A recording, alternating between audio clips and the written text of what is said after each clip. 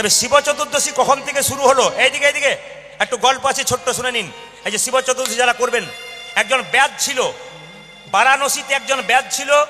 সেই ব্যাদ প্রত্যেকদিন শিকার করতে যেত জঙ্গলে। একদিন শিকার করতে গিয়ে হঠাৎ দেখতে পেল একটা হরিণের বাচ্চা ঘুরে বেড়াচ্ছে, তাকে তীরবিদ্ধ করলো। সেদিন ছিল শিব চতুর্দশীর দিন। হরিণের বাচ্চাটা মরে গেল। অন্ধকারে জঙ্গলে সন্ধ্যাবেলায় রাস্তা খুঁজে পেল না সেই ব্যাদ।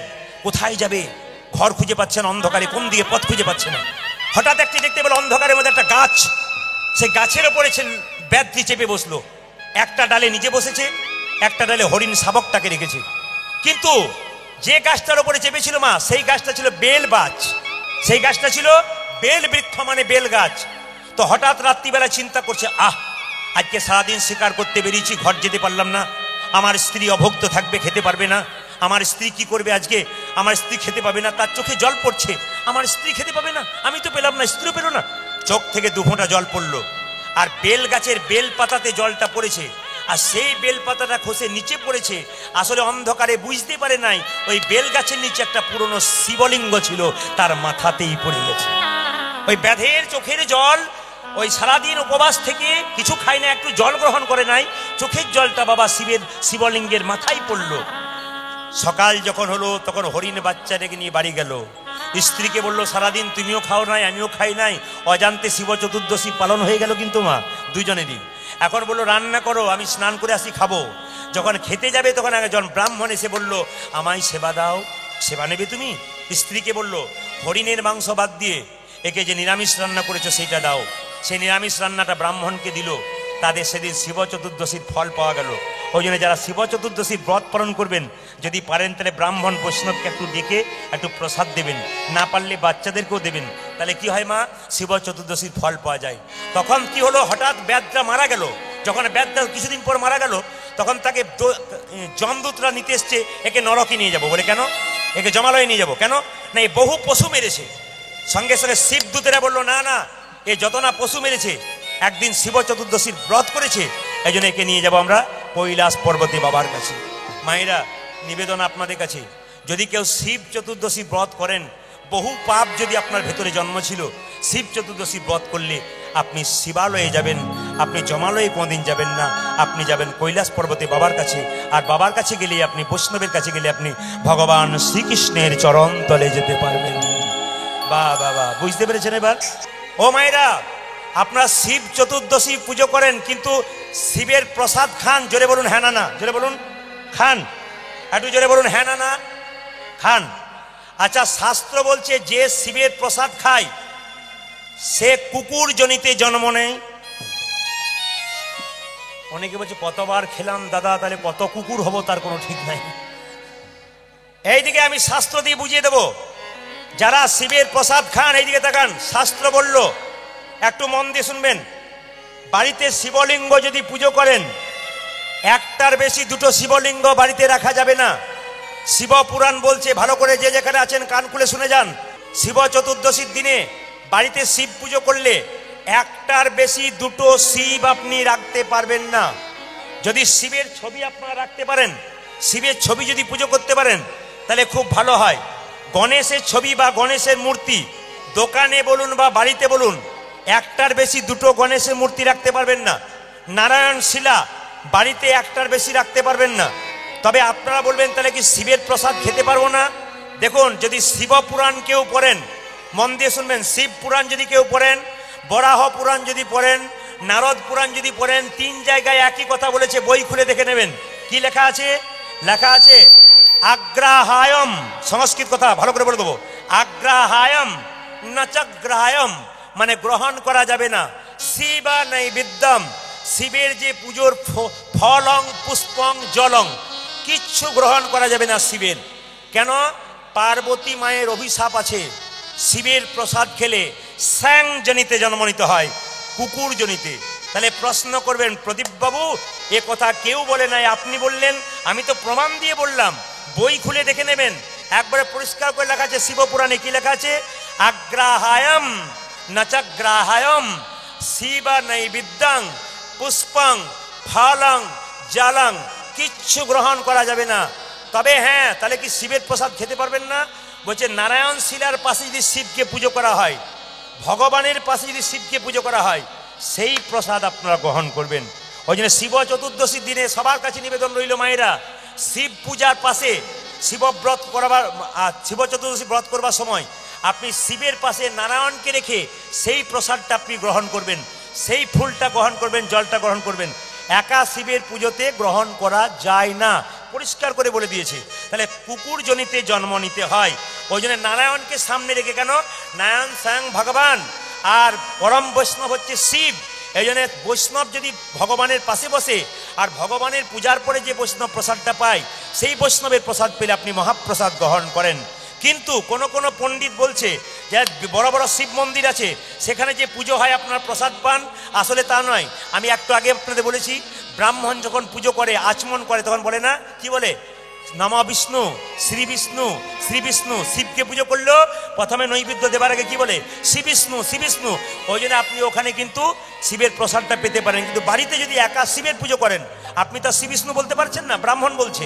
তাহলে আপনি যদি না বলতে পারেন আপনি শিবের প্রসাদ খেতে পাবেন না, পাশে আপনাকে নারায়ণ শিলাকে রাখতে হবে। জোরে বলুন রাধা রানী কি, শ্যাম সুন্দর কি। আচ্ছা, কারা কারা মালা পরেছেন তারা একটু হাত তুলবেন। আপনারা যারা হাত তুলেছেন আমি একবারও বলি নাই সোনার মালা না রূপোর মালা না তুলসীর মালা। আচ্ছা, কারা কারা সোনার মালা পরেছেন তারা একটু হাত তুলবেন। যাক, দু চারজন সাহসে তুলেছে। আচ্ছা, সোনার মালা তুললে আপনার ছেলে বলবে মায়ের গলায় 5 ভরি ওজনের সোনা আছে, চল ডাক কিছু দে যদি ভবিষ্যতে পাই। কিন্তু তুলসীর মালা যদি আপনি পরেন, এই জগতে কদর তো আছে, ওই জগতে তো পাকাপাকি কদর আছে। যারা যারা তুলসীর মালা পড়েছেন তারা একটু হাত তুলবেন তো, কারা কারা পড়েছেন দেখি দেখি, একবার দেখি, খুব জোরে হাত তুলুন যারা পড়েছেন। না, যারা পড়েন নাই তাদের লজ্জা লাগছে। আমি বলে দিই, তুলসীর মালা পড়লে কি ভক্ত হওয়া যায়? দোকান থেকে একটা গেরুয়া বস্ত্র পরে সাধু সাজা যায়? না না, ভেতরটাকে যিনি পরিবর্তন করতে পেরেছেন তিনি কিন্তু আসল সাধু সাজতে পেরেছেন। এই জন্য আপনাদের কাছে নিবেদন রইল, তাহলে যারা তিলক করেছে তুলসীর মালা পড়েছে তারা কি অন্যায় করেছে? না, আমি যুক্তি দিয়ে বুঝিয়ে দেবো, একটা একটা করে শুনবেন। তুলসীর মালা, বিজ্ঞান বলল সব গাছে বজ্রপাত হয়, তুলসী গাছে বজ্রপাত হয় না। এতজন কীর্তন শুনতে এসছেন, কারো হিম্মত আছে একজন হাত তুলে দেখান তো যে গলায় তুলসীর মালা আছে তার মাথায় বাজ পড়েছে? হাত তুলে দেখান কার ক্ষমতা আছে। আজ তো আপনাদের এখানে সংক্ষিপ্ত মানুষ, খুব কম মানুষ, কিন্তু যে সমস্ত আসরে আমি যাই প্রত্যেকটা আসরে 10 থেকে 12 হাজার মানুষ থাকে। এখনো পর্যন্ত প্যান্ডেল ভর্তি আছে, চারিদিকে তাকিয়ে দেখুন ভক্তের ঢল আছে বাইরে পর্যন্ত, ঠান্ডার দিনেও। কিন্তু আপনাদের কাছে নিবেদন রইল, কেউ হাত তুলে দেখাতে পারবেন না তুলসীর মালা গলায় আছে তার মাথায় বাজ পড়েছে। বিজ্ঞান বলছে যার গলাতে তুলসীর মালা থাকে তার মাথায় বাজ পড়ে না। এই কথাটি এক জায়গায় বলে আমি ফেঁসে গিয়েছিলাম। যেই না বলেছি তুলসীর মালা পড়লে বাজ পড়ে না, একটি ছেলে কানের শেষে এসে বলল, প্রদীপ বাবু আমাদের গ্রামে একজন মোটা মোটা 3টে তুলসীর মালা পড়েছে, ওর মাথাতেই বাজ পড়েছে। আপনি এবার বলুন, সব জায়গায় বলেন, উত্তর দিন। আমি বললাম তোমার কাছে আমার কিছু জানার ব্যাপার আছে। ও বলল বলুন। আচ্ছা, তুমি দুধ খাও? বলে খাই। আচ্ছা, কিনে খাও না বাড়ির গরু আছে? বলছে না না কিনে খাই। তা কত করে খাও? 1 কেজি করে দুধ কিনি। বললাম 1 কেজি দুধ কেন? তার মধ্যে যদি 700 গ্রাম জল থাকে ছানা উঠবে? জোরে বলুন না, এরা ছানা উঠবে? আচ্ছা, মাখন উঠবে? উঠবে? সর উঠবে? তাহলে 1 কেজি দুধে 700 গ্রাম জল থাকলে যেমন ছানা মাখন ওঠে না, আপনি তুলসীর মালা পরবেন আর ভেতরে ভেতরে খারাপ কাজ করবেন, আপনার মাথায় পড়বে না তো কি অন্য লোকের মাথায় বাজ পড়বে? এই জন্য নিবেদন রইল, এত সোজা নয়, মালা পরবেন কিন্তু মালার একটা দাম আছে। তবে হ্যাঁ, আমি ওই মালা পরি না। এইদিকে তাকাবেন, এই যে আমরা কীর্তন করি না, আমার দিকে তাকান, এই যে কীর্তন করি, আমার অনেক বন্ধু আমাকে ফোন করে বলে, প্রদীপ তোর কি ভাগ্য ভালো, আমরা জীবনে একবার মালা পড়েছি আর তুই প্রতিদিন মালা পড়িস, তোর কি ভাগ্য ভালো। আমি তুইও আয় একদিন, দেখবি তুইও পড়তে পারবি। বলছে আর বলিস না, সময় নাই। আমি বললাম তাহলে তো তোমার আর জীবনে পড়া হলো না। আপনাদের কাছে নিবেদন রইল, যে যেখানে বসে আছেন মায়েরা এখানে তাকান, মালাটা যখন প্রথম পড়েন ও মালার কথা বলি নাই, যে মালাটা একবার আপনারা পরে নিয়েছেন, আমি তোমার তুমি আমার বলে, ওতে জ্বালা আছে। ও মালা যখন কেউ পড়ে তখন প্রথম স্ত্রীকে কি বলে? সবিতা তুমি আমার কবিতা। তারপর কি বলে? জ্বালা সহ্য হয় না, দেখলেই চলে যায়। প্রথমে অনেক কথাই হয়, আমি কিন্তু ওই মালার কথা বলি নাই মা, তুলসীর মালার কথা বলি। একটু মন দিয়ে শুনবেন। তুলসীর মালা বলল, বিজ্ঞান বলল সব গাছে বাজ পড়ে কিন্তু তুলসী গাছে বজ্রপাত হয় না। কণ্ঠে তুলসীর মালা নিলে তার মাথায় বাজ পড়ে না। দ্বিতীয় হলো আপনি এখান থেকে কলকাতা যাচ্ছেন ট্রেনে, হঠাৎ আপনি মারা গেলেন, আপনার সঙ্গে কেউ নাই, আপনার কণ্ঠে তুলসীর মালা থাকে, বলবে ওরে এ আর কেউ নয়, একজন ভক্ত বটে, একে যেখানে সেখানে নামিয়ে দিস না, একটা স্টেশনে নামিয়ে দে, কোনো সাধুগুরু বৈষ্ণবের কৃপা হলে দেহটা সৎকার করে দেবার ব্যবস্থা করে দে। আর তুলসীর মালা পড়ার লাভ কি আছে? আপনাদের বাড়িতে ভোজ হচ্ছে, প্রচুর কুকুর দেখবেন ঘোরাঘুরি করছে দরজাতে, সব কুকুরকে লাঠি দিয়ে তাড়িয়ে দিলেন, কিন্তু ওই কুকুরগুলোর মধ্যে একটা কুকুরের গলায় বেল্ট বাঁধলে তাকে মারতে গিয়ে থমকে দাঁড়াবেন কেন বলুন তো? বেল্ট বাঁধা কুকুর মানে ও নিজে বেল্ট বাঁধে নাই, ওর একজন মালিক আছে বেঁধে দিয়েছে, একে মারলে এর মালিক উত্তম মধ্যম দিতে পারে। এ জগতে যারা কণ্ঠে তুলসীর মালা নামক বেল্ট পরেছি, তার কেউ থাকার না থাকে, একজন আপন থাকে, তিনি হলেন ভগবান কৃষ্ণ, ভগবান শ্রী কৃষ্ণ। এজন্য কৃষ্ণকে আপন করতে পেরেছে, তার আবার চিন্তার কি ভয় আছে গো মায়েরা। এই তুলসীর মালা হলো মাস্টার, এই তিলক হলো মাস্টার। রাস্তা দিয়ে পেরিয়ে যাচ্ছেন, কারো পেয়ারা গাছের ডাল ঝুলছে, চারটে পেয়ারা তাকাচ্ছে আপনার দিকে, আপনি চারিদিকে তাকিয়ে দেখলেন কেউ কোথাও নেই। যখন আপনি পেয়ারাটা তুলতে গেলেন ভাবলেন কেউ কোথাও নেই, কিন্তু যখনই তুলতে যাবেন মালা থাকলে বলবে পাছে লোকে কিছু বলে, মালা তিলকটা শিক্ষক বটে যে আপনাকে খারাপ কাজ করতে দেবে। তবে হ্যাঁ, এতজন হাত তুললেন মালা পরেছি বলে, কিন্তু হাত তুলেছেন মালা পরে নিরামিষ খান তো? জোরে বলুন, নিরামিষ খান? হ্যাঁ, যারা প্রকৃত ভক্ত নামে ঝোলা নিয়েছে তাদের চরণে তো আমার কোটি কোটি দণ্ডবোধ প্রণাম, তাদের কথা বলছি না। আপনারা যারা এতক্ষণ হাত তুলেছেন মালা পড়েছেন বলে তারা নিরামিষ খান তো? অনেকে হচ্ছে আর বলবেন না, যখন রাস্তা দিয়ে পেরোই দোকানে কাটে না মাথাটা খারাপ হয়ে যায়, তখনই আমার খারাপ হয়ে যায়, ওই জন্য আর পারি না, কিন্তু মালা পড়েছি। তবে বলি, তুলসীর মালা পরবেন আর আপনি আমিষ খাবেন, মহা মহা মহা মহা মহা মহা অন্যায়ের ভাগী হবে। এক জায়গায় কীর্তন করতে গেছে, একটা ছেলে বলছে প্রদীপ বাবু এখন তুলসীর মালা পড়লে সব খাওয়া যায়। বললাম কিরকম? বলছে এখন তুলসী মালা সিস্টেম চেঞ্জ। বলে বুঝলাম না। প্যাঁচ সিস্টেম তুলসীর মালা। বললাম বুঝলাম না। খোলাও যায় পরাও যায়। রাত্রিবেলায় বিয়ে বাড়িতে নিমন্ত্রণ, সবাই যাচ্ছে, আমি যেতে পেলাম না, প্যাঁচ খুলে দিলাম, আবার সকালবেলায় প্যাঁচ লাগিয়ে দিলাম।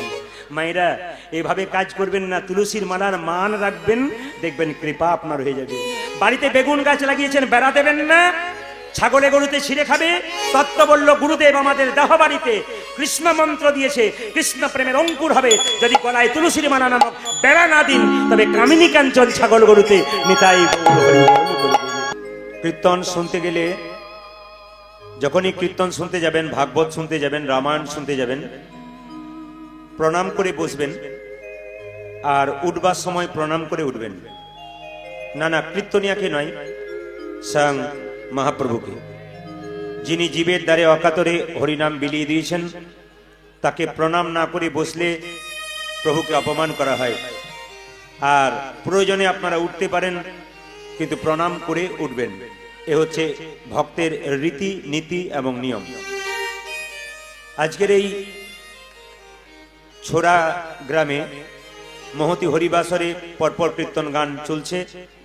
আপনারা ভক্তমণ্ডলী, ভক্তিমতী মায়েরা অহরহ কীর্তন গান শ্রবণ করবেন রাত্রি পর্যন্ত। একবার জোরে সবাই মিলে বলুন, নেতাই গৌর হরি বল, হরি বল। মহাপ্রভুর ভাব সবাই বুঝতে পারে না। কারা বুঝতে পারে? যারা মহাপ্রভুকে জানে, যারা মহাপ্রভুর কথা বলে, যারা মহাপ্রভুর কথা শোনে, একমাত্র তারাই বুঝতে পারে। আচ্ছা, আপনারা মহাপ্রভুর ছবি দেখেছেন? জোরে বলুন হ্যাঁ না না। আচ্ছা, ছবিতে হাত উঁচু থাকে না নিচে থাকে? জোরে বলুন। হাত উঁচু থাকে। একবার দেখানো যাবে সবাই মিলে কিরকম ভাবে মহাপ্রভু দাঁড়িয়ে আছেন?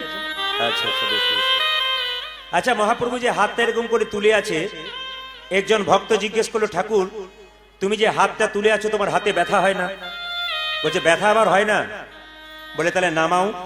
বলে কি করে নামাবো? তোরা তুলছিস না তাই আমি নামাচ্ছি না। একজন ভক্ত বলল, ঠাকুর এই দেখো আমি তুলে দিলাম, এবার তুমি নামাও। বলছে না না, তোদের পেছনে যারা আছে তারা, আপনাদের বলিনি কিন্তু, বলছে তোদের পেছনে যারা আছে তারা তুলবে না, তাই আমি হাতটা তুলে আছি। তার মানে কি? তোদের পরের জন্মে যারা জন্ম নেবে, আমার হাত তোলা যদি না দেখে তাহলে তারাও তুলবে না, তাই জন্ম জন্মান্তর ধরে আমি হাত তুলে আছি। আচ্ছা, হাত আমরা তুলি কখন বলুন তো?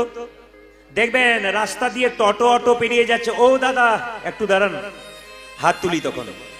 আর হাত তুলি কখন? দেখবেন যখন কেউ জলে ডুবে যায় আর উঠতে পারে না, তখন হাত দেখবেন এরকম করে তোলে বাঁচানোর জন্য। আর হাত তুলি কখন? যখন দেখবেন মাথায় কেউ বোঝা নিয়ে যায়, তখন হাত তোলে। তাহলে আপনাদের কাছে আমার প্রশ্ন রইল, মহাপ্রভু কি জলে ডুবে যাচ্ছিল? না। তাহলে মহাপ্রভুর হাতে কি কোনো বোঝা ছিল? আপনারা তাও বলছেন না।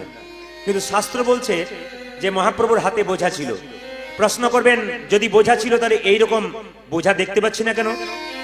সব চোখে ভগবানের বোঝা দেখা যায় না, আর সব চোখে ভগবানের ভাব বোঝা যায় না।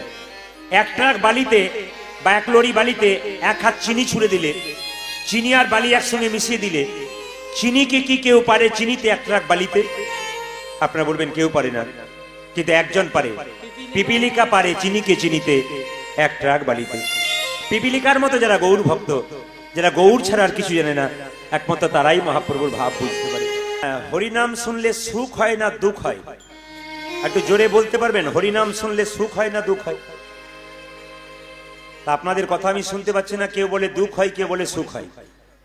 অনেকেই বলে হরিনাম শুনলে সুখ হয়, কিন্তু হরিনাম শুনলে যদি সুখ হয়, যে হরিনাম করে তারই তো চাল ফুটে জল ফোরে, যে হরিনাম করে তারই তো ছেঁড়া কাপড় হয়।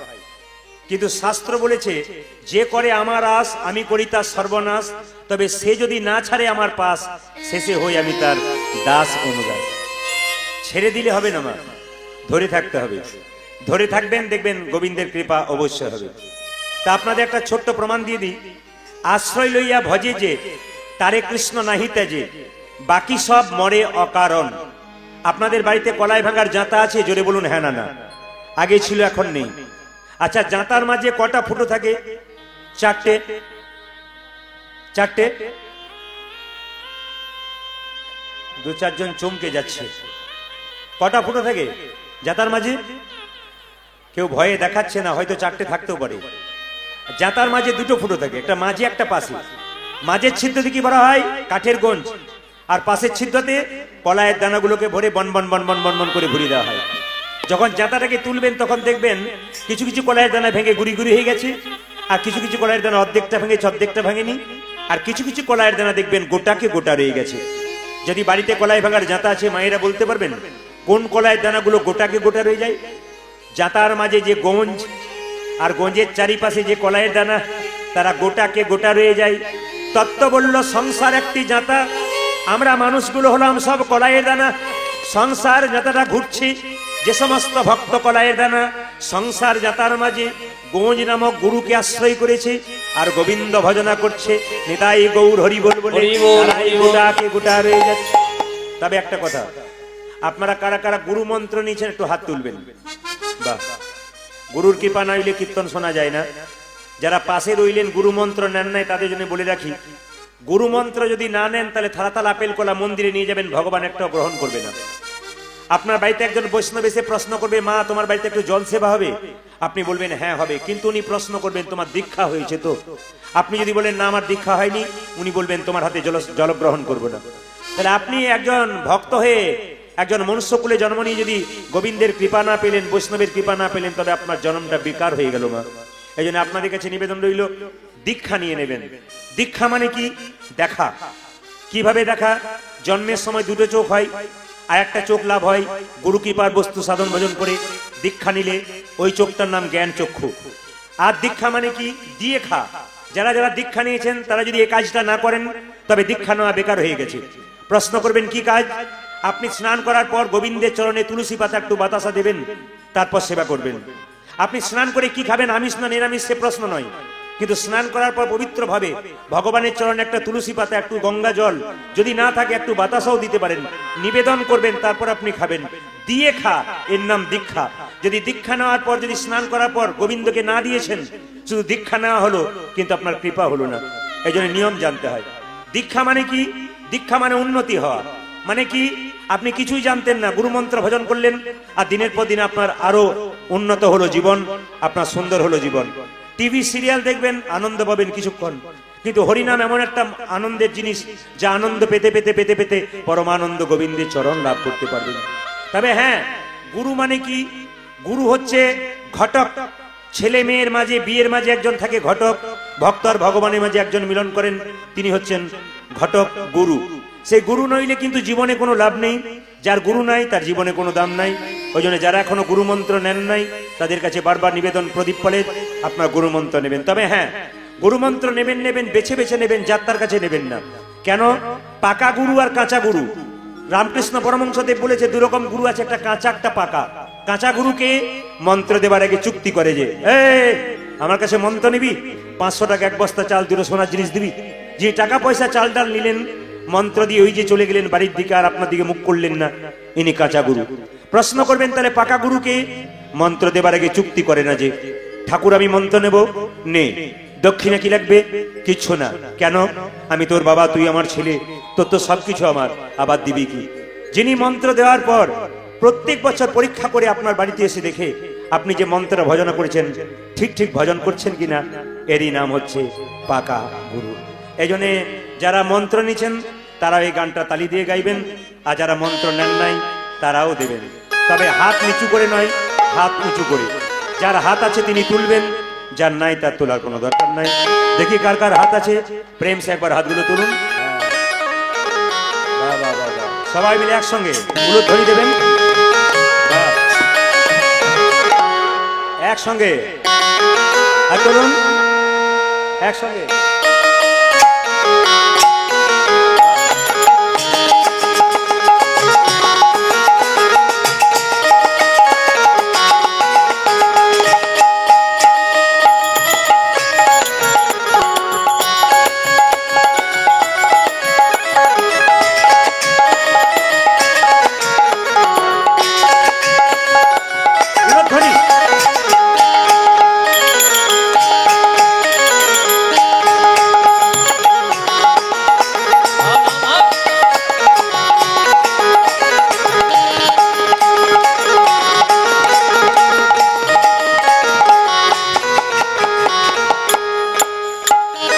দেবতাদের মধ্যে যখন মিটিং হতো, সভা হতো, সব দেবতারা উপরে বসতো, একজন দেবতা নিচে বসতো। জানা আছে কি নাম?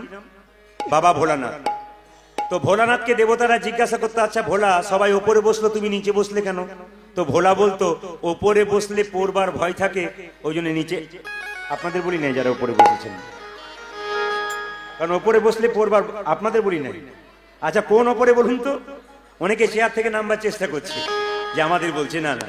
এখন কথা হচ্ছে কি, ওই ওপরে কথা বলি নাই মা, কোন ওপরে কথা বলছি? বলছে অহংকারের মঞ্চে যে বসে আছে, অভিমানের মঞ্চে যে বসে আছে, তাকে আগে নামতে হবে। এই অহংকারের মঞ্চ থেকে যে নামতে পেরেছে সে গোবিন্দ পেয়েছে। প্রেম ছাড়া গোবিন্দ পাওয়া যায় না। তবে যারা হাততালি দিলেন তাদের জন্য খুব ভালো লাগলো, আর যারা এরকম করে দেখছেন তাদের জন্য তো আমার আরো ভালো লাগছে। আমার এইটাই মনে হচ্ছে যে আম গাছে কখনো ল্যাংড়া, আমরা গাছে ল্যাংড়া হয়? জোরে বলবেন, আমরা গাছে ল্যাংড়া হয়? তো যার বাবা আমরা, তার আবার ল্যাংড়া বাচ্চা হয়? ল্যাংড়া মানে খোঁড়ার কথা বলি নাই, আম বাচ্চা হয়। আরে আমরার বাচ্চা তো আমরাই হবে, টকই হবে। আপনাদের যারা এরকম করে আছেন তাদের জন্য বলি নাই, অন্য জায়গার জন্য বললাম, অসুবিধা কিছু নেই। সবাই মিলে একবার দেখি হাততালি দিয়ে একসঙ্গে বাজাও, দেখি হাততালি একসঙ্গে। বাবা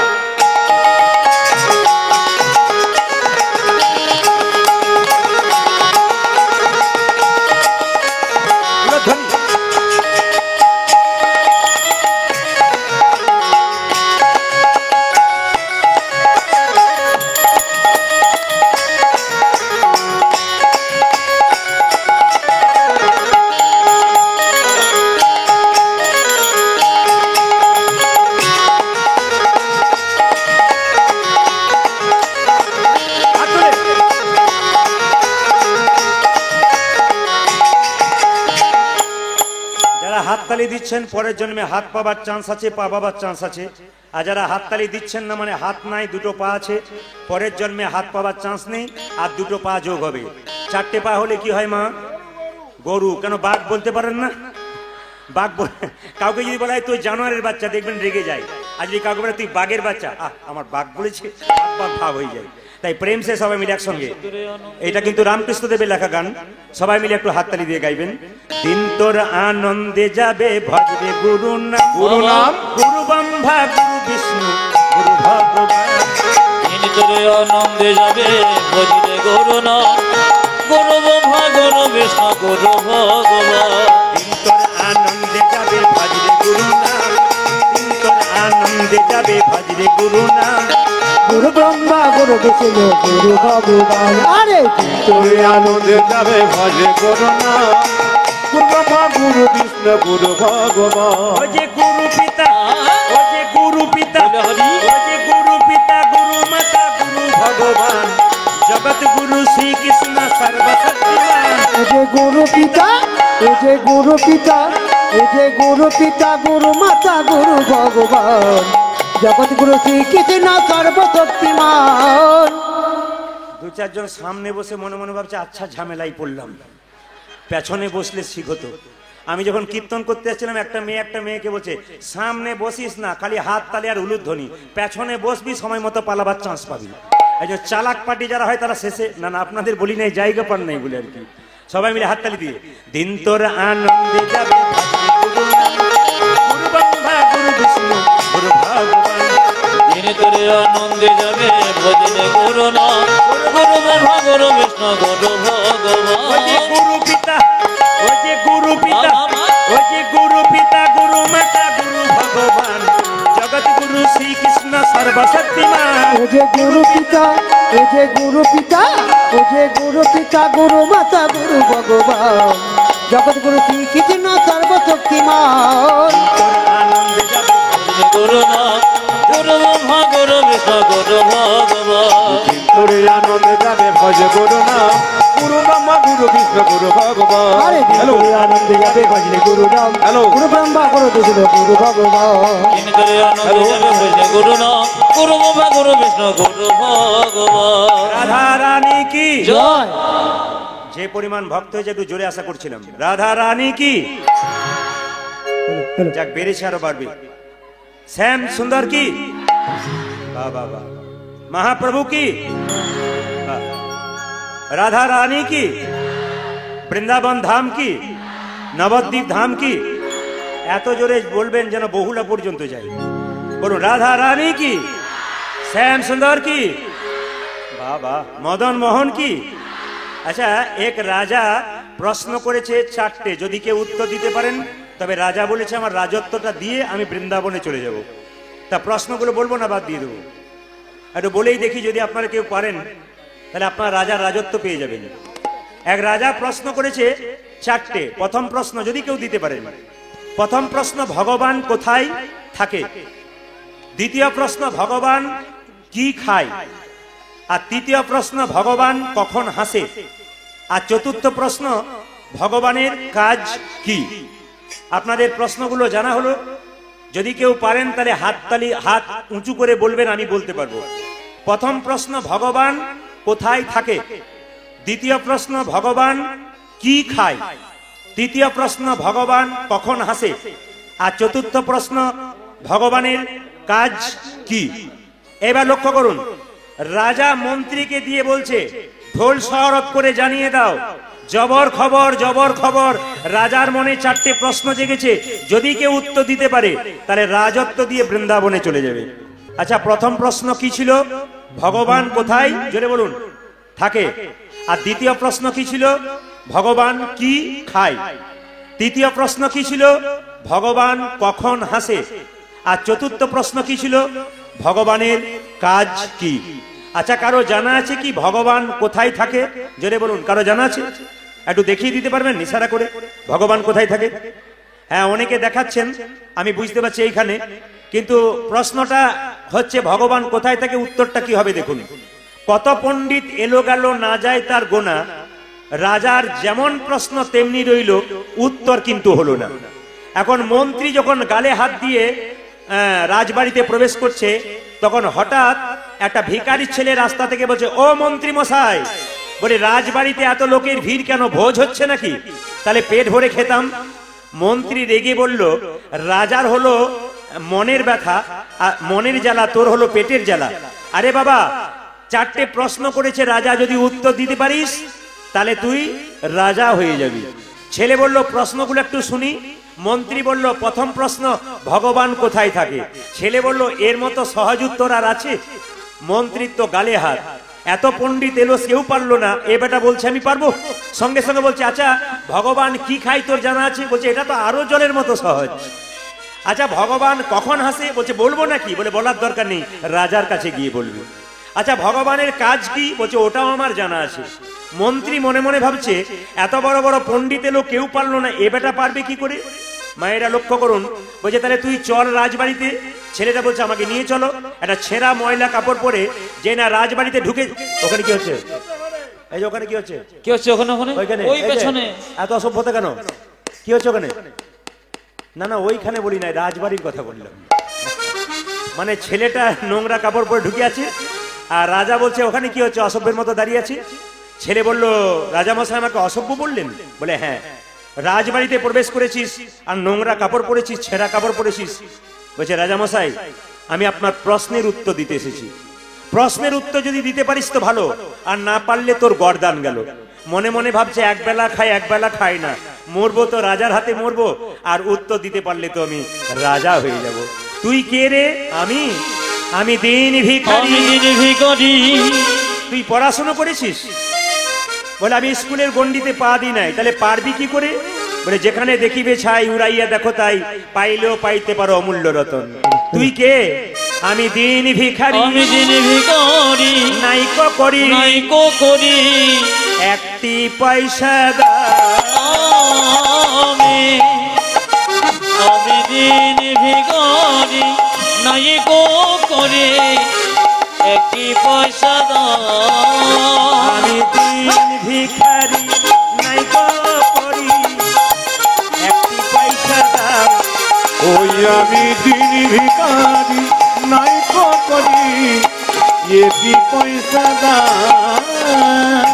কারে না পথিক হেরি নয়নে না ঝরে বাড়ি। আজ কারে না পথিক হেরে নয়নে না ঝরে বাড়ি। কারে না পথিক হেরি নয়নে না ঝরে বাড়ি। অরে করে না পথিক হেরি নয়নে না ঝরে বাড়ি। দিন ভিখারি নাইকো করে একটি পয়সা দাও। আমি দিন ভিখারি নাইকো করে একটি পয়সা দাও। আস্তে এই যে তোকে আর ভিক্ষা করতে হবে না, তুই রাজা হয়ে যাবি যদি প্রশ্নের উত্তর দিবি। প্রথম প্রশ্ন, ভগবান কোথায় থাকে? একটু মন দিয়ে শুনবেন। ভিখারি ছেলেটা বলছে রাজামশাই প্রশ্নের উত্তর আমি দিয়ে দেবো ভগবান কোথায় থাকে, কিন্তু তার আগে আপনার কাছে একটা জিজ্ঞাসা আছে। বলে কি?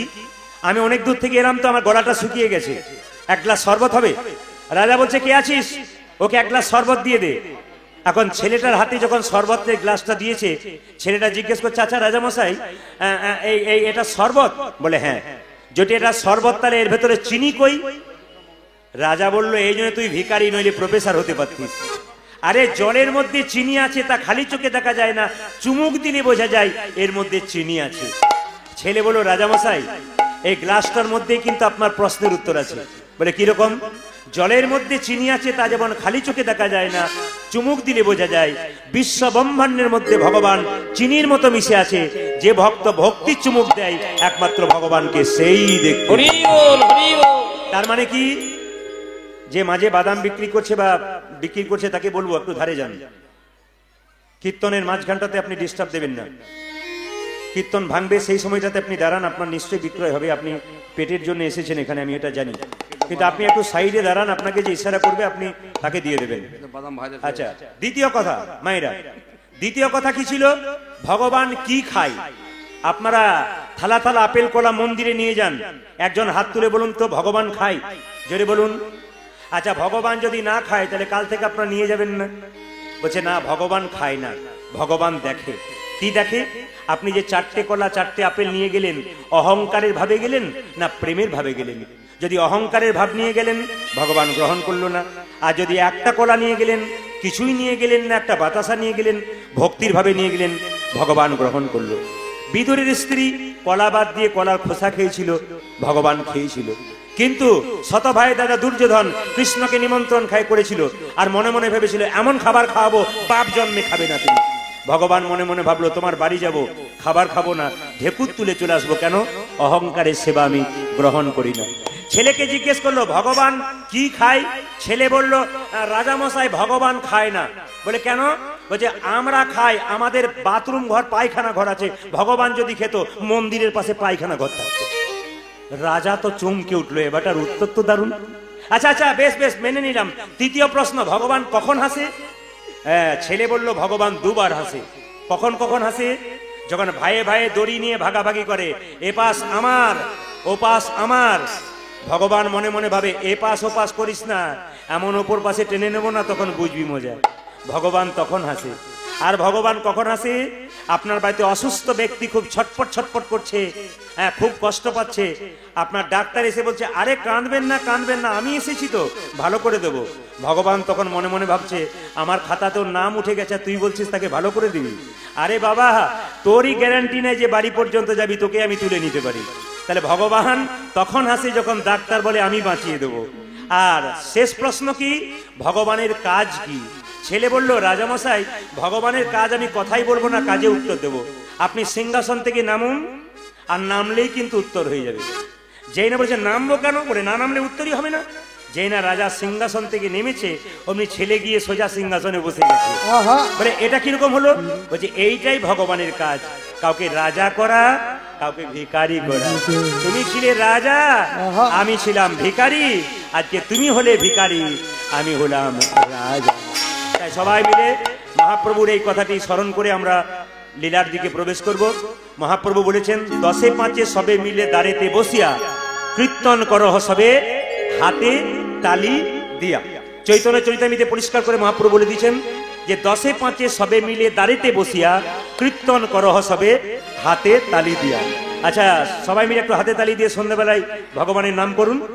এটা কে কার বাণী? মহাপ্রভুর বাণী। সবাই মিলে হরি হরয়ে নম কৃষ্ণ নম কৃষ্ণ, একসঙ্গে হরি হরয়ে নম কৃষ্ণ নম কৃষ্ণ, যাদবায় নম হরি হরয়ে হরি হরয়ে নম কৃষ্ণ, যাদবায় নম হরয়ে নম কৃষ্ণ যাদবায় নম। আজ হরি হরয়ে নম কৃষ্ণ যাদবায় নম।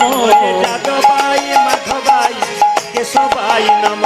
ও যে যাদবাই মাধবাই কেশবাই দেব। যাদবায় মাধবায় কেশবায় নম। হায় হায় যাদবায় মাধবায় কেশবায় নম। গোপাল গোবিন্দ নাম শ্রী মধুসূদন। ও যে গোপাল গোবিন্দ নাম শ্রী মধুসূদন। গোপাল গোবিন্দ নাম শ্রী মধুসূদন। আরে গোপাল গোবিন্দ নামে সে মধুসূদন। ও যে গিরিধারী গোপীনাথ মদন মোহন। আজ গিরিধারী গোপীনাথ মদন মোহন। ও যে গিরিধারী গোপীনাথ মদন মোহন। পূজা যে গিরিধারী গোপীনাথ মদন মোহন। সন্ধ্যাবেলায় ভোজন করতে নাই, ভজন করতে হয়। এই জন্য আজকে আপনারা ভজন করছেন, এটা ভোজন নয়। সন্ধ্যাবেলায় খেতে নাই, শুতে নাই। সন্ধ্যাবেলায় খেতে নাই, রাক্ষসের খাওয়া হয়। আর সন্ধ্যাবেলায় শুতে নেই, রাক্ষসের শোয়া হয়। সন্ধ্যাবেলায় দেখবেন মন্দির, মসজিদ, গির্জা সব জায়গাতে প্রার্থনা হয়। আজকে সন্ধ্যার মুহূর্তকালে আপনারা সবাই মিলে এই গানটি গাইবেন। হরি হরয়ে নম কৃষ্ণ যাদবায় নম। হরি হরয়ে নম কৃষ্ণ, যাদবায় নম। যাদবায় মাধবায় কেশবায় নম। পূজা যে যাদবায় মাধবায় কেশবায় নম।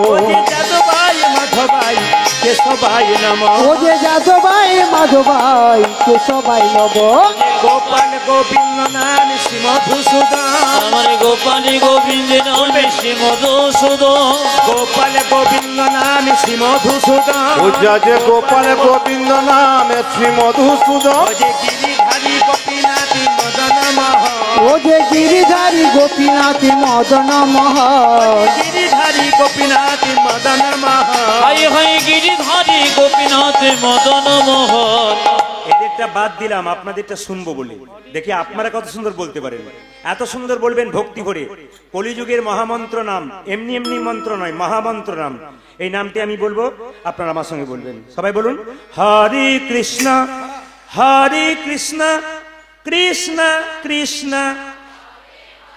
বাহ, হরি রাম। বহুত বাহ, আচ্ছা, বাহ, দারুণ দারুণ। সুন্দর। আর জোরে হরি কৃষ্ণ একসঙ্গে, হরি কৃষ্ণ বাহ কৃষ্ণ বাহ, হরি রাম। বহুত আচ্ছা। না না, আমার ভুল ধারণাটা ভেঙে গেল। আমি ভেবেছিলাম বীরভূম, বর্ধমান, বাঁকুড়া এরা মায়েরা অতটা তালি দিতে পারে না।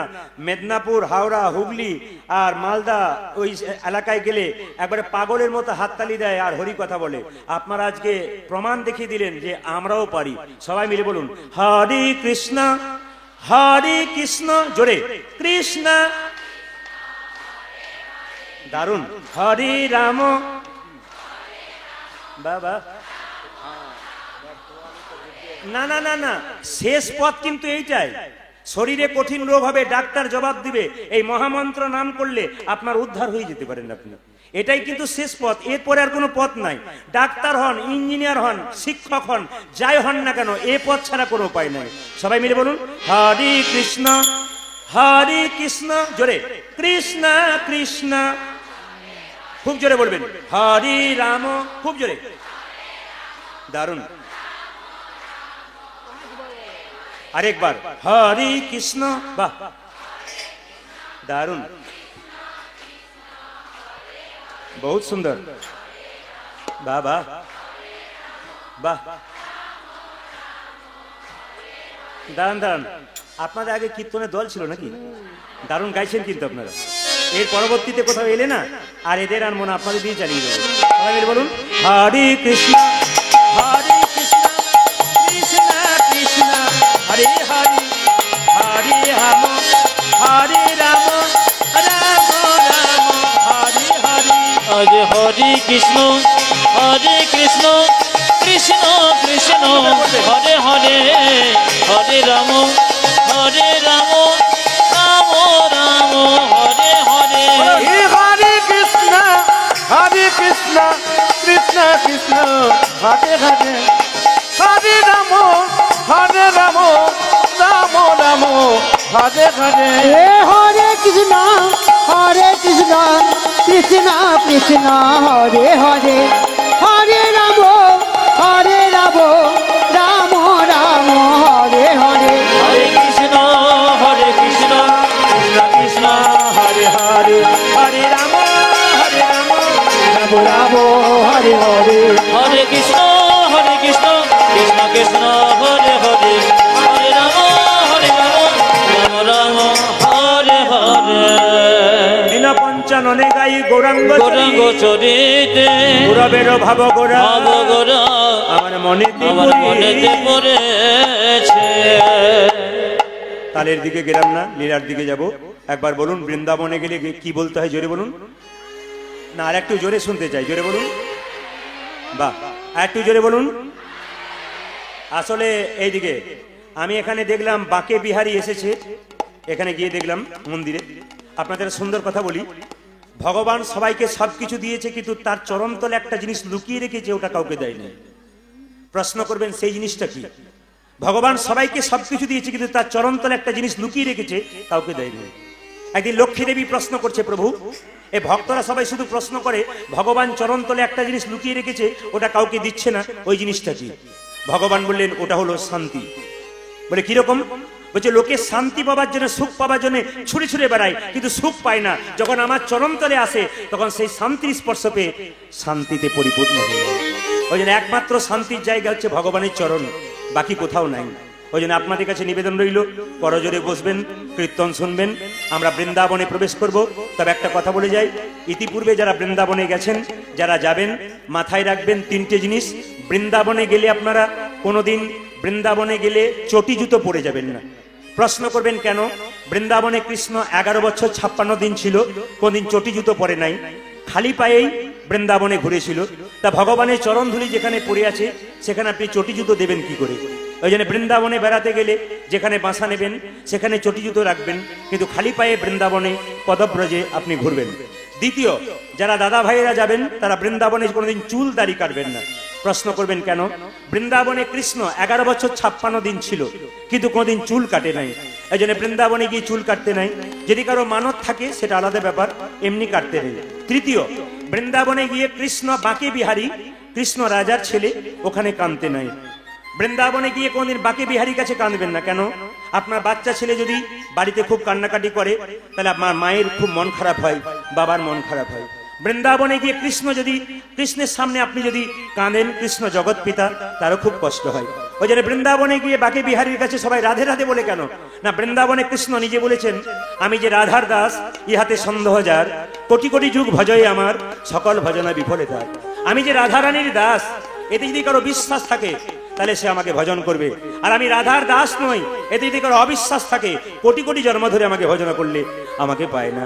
এই জন্য আপনাদের কাছে মাথায় রাখলাম, খুব মাথায় রাখবেন, বৃন্দাবনে গেলে তিনটে জিনিস আপনারা করবেন না। চলুন বৃন্দাবনে যাব আমরা লীলায় প্রবেশ করবার জন্য। চলো রে চলো রে চলো মন, চলো মন হরি দর্শন দর্শন, জয় রাধে জয় কৃষ্ণ, কৃষ্ণ জয় বৃন্দাবন। একবার চলো রে চলো রে চলো মন, হরে দর্শন, জয় রাধে জয় কৃষ্ণ, জয় বৃন্দাবন। চলো রে চলো রে চলো মন, হরি দর্শন, জয় রাধে জয় কৃষ্ণ, জয় বৃন্দাবন। কেশি ঘাট বংশী বট নিকুঞ্জ কানন কানন, কেশি ঘাট বংশীব নিকুঞ্জ কানন কানন, কেশি ঘাট বংশী বট নিকুঞ্জ কানন কানন, কেশি ঘাট বংশী বট নিকুঞ্জ কানন, যেথাই হোলি খেলে আমার শ্রীনন্দের নন্দন। ও জাগি যেথায় হোলি খেলে যাবার বিনোদে নন্দ, যেথাই হোলি খেলে আমার শ্রীনন্দের নন্দন। আর যেতাই হোলি খেলে আবার শ্রীনন্দের নন্দন। চলো রে চলো রে চলো হরি দর্শন, জয় রাধে জয় কৃষ্ণ, জয় বৃন্দাবন। ধ্বনি। একবার চলো রে চলো রে চলো মন, হরে দর্শন, জয় রাধে জয় কৃষ্ণ, জয় বৃন্দাবন। যেথায় আছে মা যশোদা স্নেহের শিরমণি মণি, যেতাই আছে মা যশোদা জেনেছি রমণী, যেথায় আছে মা যশোদা স্নেহের শিরমণি মণি, যেথায় আছে আজ শুধু স্নেহে শিরোমণি, নিজ গোপালকে কোলে লইয়া খাওয়া তো নবনী। ও জাগি নিজ গোপালকে কোলে লয়ে খাওয়া তো নবনে, নিজের গোপালকে কোলে লইয়া খাওয়া তো নবনী। আর নিজ গোপালকে কোলে লয়ে নবনে। মধু মাখা মাখি সেজে স্নেহেরি বন্দন, জয় রাধে জয় কৃষ্ণ, জয় বৃন্দাবন। একবার চলো রে চলো রে চলো মন, হরে দর্শন, জয় রাধে জয় কৃষ্ণ, জয় বৃন্দাবন। একবার চলো রে চলো রে চলো মন, হরি দর্শন, জয় রাধে জয় কৃষ্ণ, জয় বৃন্দাবন। জাগি জয় রাধে জয় কৃষ্ণ, জয় বৃন্দাবন। রাধা রানী কি জয় জোরে বলবেন, বৃন্দাবন ধাম কি। মায়েরা কি বলছেন? ভয়? ও আচ্ছা, জয় শুনতে কম পাই, জোরে বলবেন। রাধা রানী কি, ভেরি গুড। শ্যাম সুন্দর কি। আজকে যে লীলাটি গাইব, আজকে লীলাটির নাম খুব ছোট্ট করে গাইতে হবে, কারণ পরবর্তী শিল্পী আছেন পরপর, এই জন্য একটা সাময়িক সংক্ষিপ্ত সময়ের মধ্যে আমাদের বাঁধা থাকতে হয়। কালিয়া দমনের কথা একটু আপনাদের সামনে বলবো। ভেতরে যে আমাদের কালিয়া নাগ আছে তাকে দমন করার কথা আমি বলবো। একটু জোরে বলুন, রাধা রানী কি। আচ্ছা, বৃন্দাবনে কৃষ্ণ কালিয়া নাগকে দমন করেছিল ঝুলন পূর্ণিমার দিন। কোন দিন বললাম? একটু জোরে বলুন, ঝুলন পূর্ণিমার দিন। বৃন্দাবনে কৃষ্ণ যেদিন কালিয়নাগকে দমন করেছিল সেদিন একজনের জন্মদিন ছিল, তার নাম কারো জানা আছে? দাদা বলরাম। কৃষ্ণ জানে দাদা বলরাম যদি আমার সঙ্গে বনে না যায় আমি কালিয়নাগকে দমন করতে পারবো। দাদা বলায়ের জন্মদিন, সেই ফাঁকে কৃষ্ণ কালিয়নাগকে দমন করবে। বৃন্দাবনে মায়েরা দেখবেন কদম্ব বৃক্ষটা এখনো বেঁচে আছে। প্রশ্ন করবেন বৃন্দাবনে কদম গাছটা এখনো বেঁচে আছে কেন? দুটো কারণে বেঁচে আছে। ভগবান শ্রীকৃষ্ণের চরণে স্পর্শ পেয়ে বেঁচে আছে, আর গরুর তার মায়ের দাসিত্ব মোচন করবার জন্য স্বর্গ থেকে অমৃত এনে ওই কদম্ব বৃক্ষের উপরে রেখেছিল, ওই জন্য কদম গাছটা এখনো বেঁচে আছে। বৃন্দাবনে কৃষ্ণ যেদিন কালিয়নাগকে দমন করবে সেদিন বৃন্দাবনে আশ্চর্য হবেন, 12টা সূর্য উঠেছিল। প্রশ্ন করবেন একটা সূর্য উঠে 12টা কি করে হলো? কৃষ্ণ যখন কালিদহের জলে ঝাঁপ দিয়ে থরথর করে কাঁপছে, তখন সখাগণ কেঁদে কেঁদে সূর্যদেবকে বলছে, সূর্যদেব আজকে এক নয়, তুমি বহু হয়ে উদয় হও। তাই আকাশে সূর্যদেব 12টি রূপে প্রকাশ পেয়ে কৃষ্ণের শরীরে তাপ বিকিরণ করেছিল। এবার মায়েরা, সাপেদের মাথায় একটা এস চিহ্ন থাকে না? জোরে বলুন হ্যাঁ না না। আচ্ছা, কারো জানা আছে এস চিহ্ন মানে চক্র? এটা কি কারো জানা আছে? এটা হচ্ছে ভগবান শ্রীকৃষ্ণের চরণ চিহ্ন। আচ্ছা, সাপেদের জীবগুলো কাটা না গোটা? জোরে বলুন। আচ্ছা, কারো মনে প্রশ্ন জাগে না সাপের জীবটা কাটা কেন? একটু জেনে নিন। বলছে গরুর তার মায়ের দাসিত্ব মোচন করবার জন্য স্বর্গ থেকে অমৃত এনে ওই কদম্ব গাছের উপরে রেখেছিল। সাপগুলো মনে মনে ভাবছিল, ঘাসগুলো চেটে চেটে দেখছে, যদি একটুখানি মানে অমৃত পড়ে যায় তাহলে আমরা অমর হয়ে যাব পেয়ে গেলে। ঘাস চাটতে শুরু করলো কিন্তু অমৃত পেল না। যে ঘাসে চাটছিল সেই ঘাসটার নাম এরকা ঘাস, যাকে বলা হয় কুশ ঘাস। সেই ঘাসের জীব দিয়ে চাটতে চাটতে জীবটা 2 টুকরো হয়ে গেছে।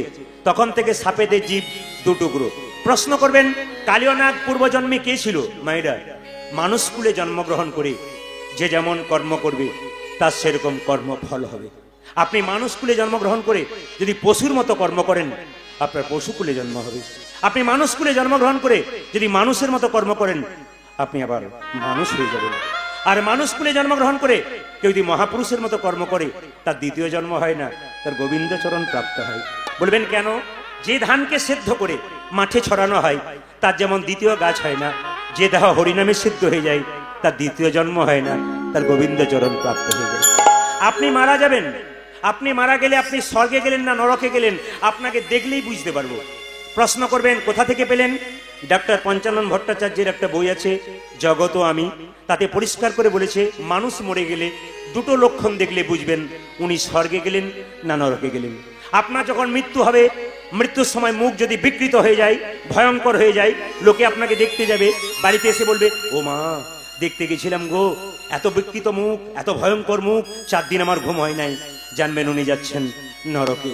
আপনার মৃত্যুর পর যদি আপনি ঘুমাচ্ছেন মনে হবে, লোকে দেখে যাবে আর বলবে লোকটা মনে নাই গো, যেন ঘুমাচ্ছে, জানবেন ইনি যাচ্ছেন স্বর্গে। জন্ম হোক যথাতথা, কর্ম হোক ভালো। শ্রীমদ্ ভাগবত গীতা বলল আমাদের শরীরে 9টা ছিদ্র আছে, গুনে নিন আপনারা।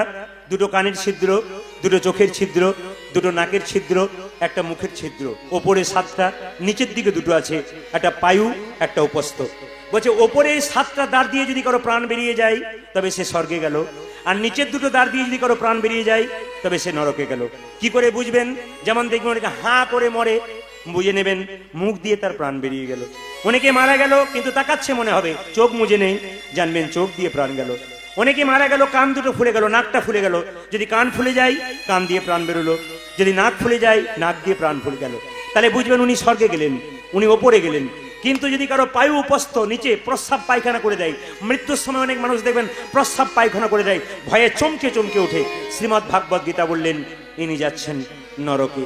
এই জন্য আপনাদের কাছে নিবেদন রইল, মানুষ কুলে জন্ম নিয়েছেন, বলা তো যায় না কে কখন চলে যাবে। যাবার আগে কিছু ভালো কাজ করুন, ভালো কথা শুনুন, আপনার জীবন সুন্দর হবে। কালিয়নাগ পূর্বজন্মে কে ছিল? রাজা। প্রশ্ন করবেন রাজা হয়ে কি করে তিনি সাপ হয়ে গেলেন? অভিশাপ। কার অভিশাপ? বৈষ্ণবের অভিশাপ। যাত্রার অভিশাপ নেবেন না মা। রাজা চন্দ্রধ্বজের একবার পেটে যন্ত্রণা হলো, তিনি গেলেন কোথায়? অনেক কবিরাজের কাছে গেলেন, কেউ ভালো করতে পারলো না। একজন বলল রাজা তোমার পেটের যন্ত্রণা ভালো হবে, তুমি যে রাজবাড়িতে বাস করছো তার পূর্ব দিকে একটা সরোবর আছে, সেই সরোবর একটা রাজহাঁস খেলা করছে, ওটাকে ধরে তার পিত্তটা খেলে তোমার পেটের যন্ত্রণা ভালো হয়ে যাবে। আচ্ছা মায়েরা বলুন তো, পিত্ত তেতো না মিষ্টি? জোরে বলুন। মিষ্টি। তেতো? আচ্ছা, মাছের পিত্ত খেয়েছেন বলে তেতো বলছেন, রাজহাঁসের পিত্ত খেয়ে দেখেছেন? তাহলে তেতো বললেন যে? আরে যে কোনো পিত্তই তেতো হয়। বলছে রাজহাঁসের পিত্ত খেলে তোমার পেটের যন্ত্রণা। ও মা, তাহলে রাজহাঁসকে ধরে আনাই। যে না রাজহাঁসকে ধরে আনলো, রাজহাঁস নিজের মুখে বললো, রাজামশাই আমাকে না মেরে যদি আপনার পেটের যন্ত্রণা ভালো হয়, আমি একটা উপায়ের কথা বলবো। বলে কি? যে সরোবর থেকে আমাকে ধরে আনলেন, সেই সরোবরের উত্তর দিকে এক মুনি বসে আছে গাছের উপরে। মুনির চরণ ধোয়া জল তুমি পান করতে পারলে তোমার পেটের যন্ত্রণা ভালো হবে। রাজা কি করলো মা? রাজা বলে কথা, সোনার পাত্র নিয়ে গিয়ে বললো, মুনিবর তুমি তোমার ডান পাটা এগিয়ে দাও। ডান পাটা এগিয়ে দিল, পুঁজার রক্ত। ছি, এ জল আমি পান করতে পারবো না। মুনিবর তুমি বাঁ পাটা এগিয়ে দাও। যখনই বাঁ পাটা এগিয়ে দিল মা, পুঁজ রক্ত তো রয়েছে, তার সঙ্গে পোকা কিলবিল কিলবিল করছে। ছি, এই জল আমি পান করতে পারবো না। কিন্তু রাজা একটা ভালো কাজ করেছিল, বৈষ্ণবের চরণ ধোয়া জল মাথায় করে নিয়েছিল। আপনাদের কাছে একটু নিবেদন রইল, বাড়িতে কোনো বৈষ্ণব যদি কোনোদিন যায়, তার চরণ দুটি ধৌত করে বোতলে জলটা রাখবেন। গঙ্গা থেকে জল আনলে প্রথমে ঘোলা লাগে, তারপর দুদিন পরে পরিষ্কার হয়ে যায়। প্রকৃত বৈষ্ণবের চরণ ধোয়া জল বাড়িতে বোতলে রাখবেন, সে জল দেখবেন প্রথমে ঘোলা লাগবে, তারপর পরিষ্কার হয়ে যাবে। সেই চরণ জলের কাজ কি? কারো মাথার যন্ত্রণা হচ্ছে, চঞ্চল হয়ে যাচ্ছে মাথা, কৃষ্ণ ভক্তি হচ্ছে না, সংসারে অশান্তি হচ্ছে, তার মাথায় দিন, সেই জল পান করান। এখন বিজ্ঞানের যুগ, মানুষ এগুলোকে বিশ্বাস করে না। শাস্ত্র বলল বিশ্বাসে মিলায় বস্তু, তর্কে বহুদূর। তর্ক করলে আপনি পাবেন না, বিশ্বাসের দ্বারা আপনাকে যেতে হবে। তিনি কি করলেন? মাথায় করে নিয়ে এলেন সেই চরণ ধোয়া জল। সেই রাজা চন্দ্রধ্বজের দুজন স্ত্রী ছিল, স্বামী স্বামী জল পান করতে পারে না, কই দেখি দেখি দেখি দেখি দেখি দেখি, দুজনে সেই জল পান করলো। মুনি ছুটে এসে বলল, রাজা এ তুমি কি করলে? আমার চরণ ধোয়া জলকে তুমি অপমান করলে। আমি তোমাকে অভিশাপ দিলাম, তুমি যেহেতু আমার সঙ্গে ফল প্রবৃত্তি করেছো, তোমাকে অভিশাপ দিলাম, তোমার সর্পকুলে জন্ম হবে, তুমি হবে কালিও না। রাজা চন্দ্রধ্বজ কেঁদে কেঁদে বলল, মুনিবর অভিশাপে যদি দিলে আমায় সাপি কোলে জন্ম, তবে আশীর্বাদ দাও, আশীর্বাদ দাও, যেন গোবিন্দের চরণ পেতে পারি, যেন গোবিন্দের চরণ পেতে পারি। বৈষ্ণবের কাছে যদি কেউ ক্ষমা চেয়ে নেয়, ব্রাহ্মণের কাছে অপরাধী করলে কেউ যদি ক্ষমা চেয়ে নেয়, যিনি প্রকৃত ব্রাহ্মণ প্রকৃত বৈষ্ণব তিনি আশীর্বাদ দেন। বলো রাজা চন্দ্রধ্বজ তুমি যেহেতু জল পান করলে না, কিন্তু তুমি যেহেতু আমার চরণ ধোয়া জল মাথায় করে এনেছো, আমি তোমাকে আশীর্বাদ দিলাম, একদিন তোমার মাথার উপরে ভগবান শ্রীকৃষ্ণের নৃত্য হবে। এই জন্য কালিয়ানাগের মাথায় কৃষ্ণ চেপেছিল কেন? বৈষ্ণবের আশীর্বাদ। পদকর্তা বর্ণনা করলেন, রাজা চন্দ্রধ্বজ জন্ম নিলেন কোথায়? কালিদহের জলে কালিয়নাগ রূপে। ওগো কালিন্দির এক দহে কালী নাগ দাহে রহে ললিত রে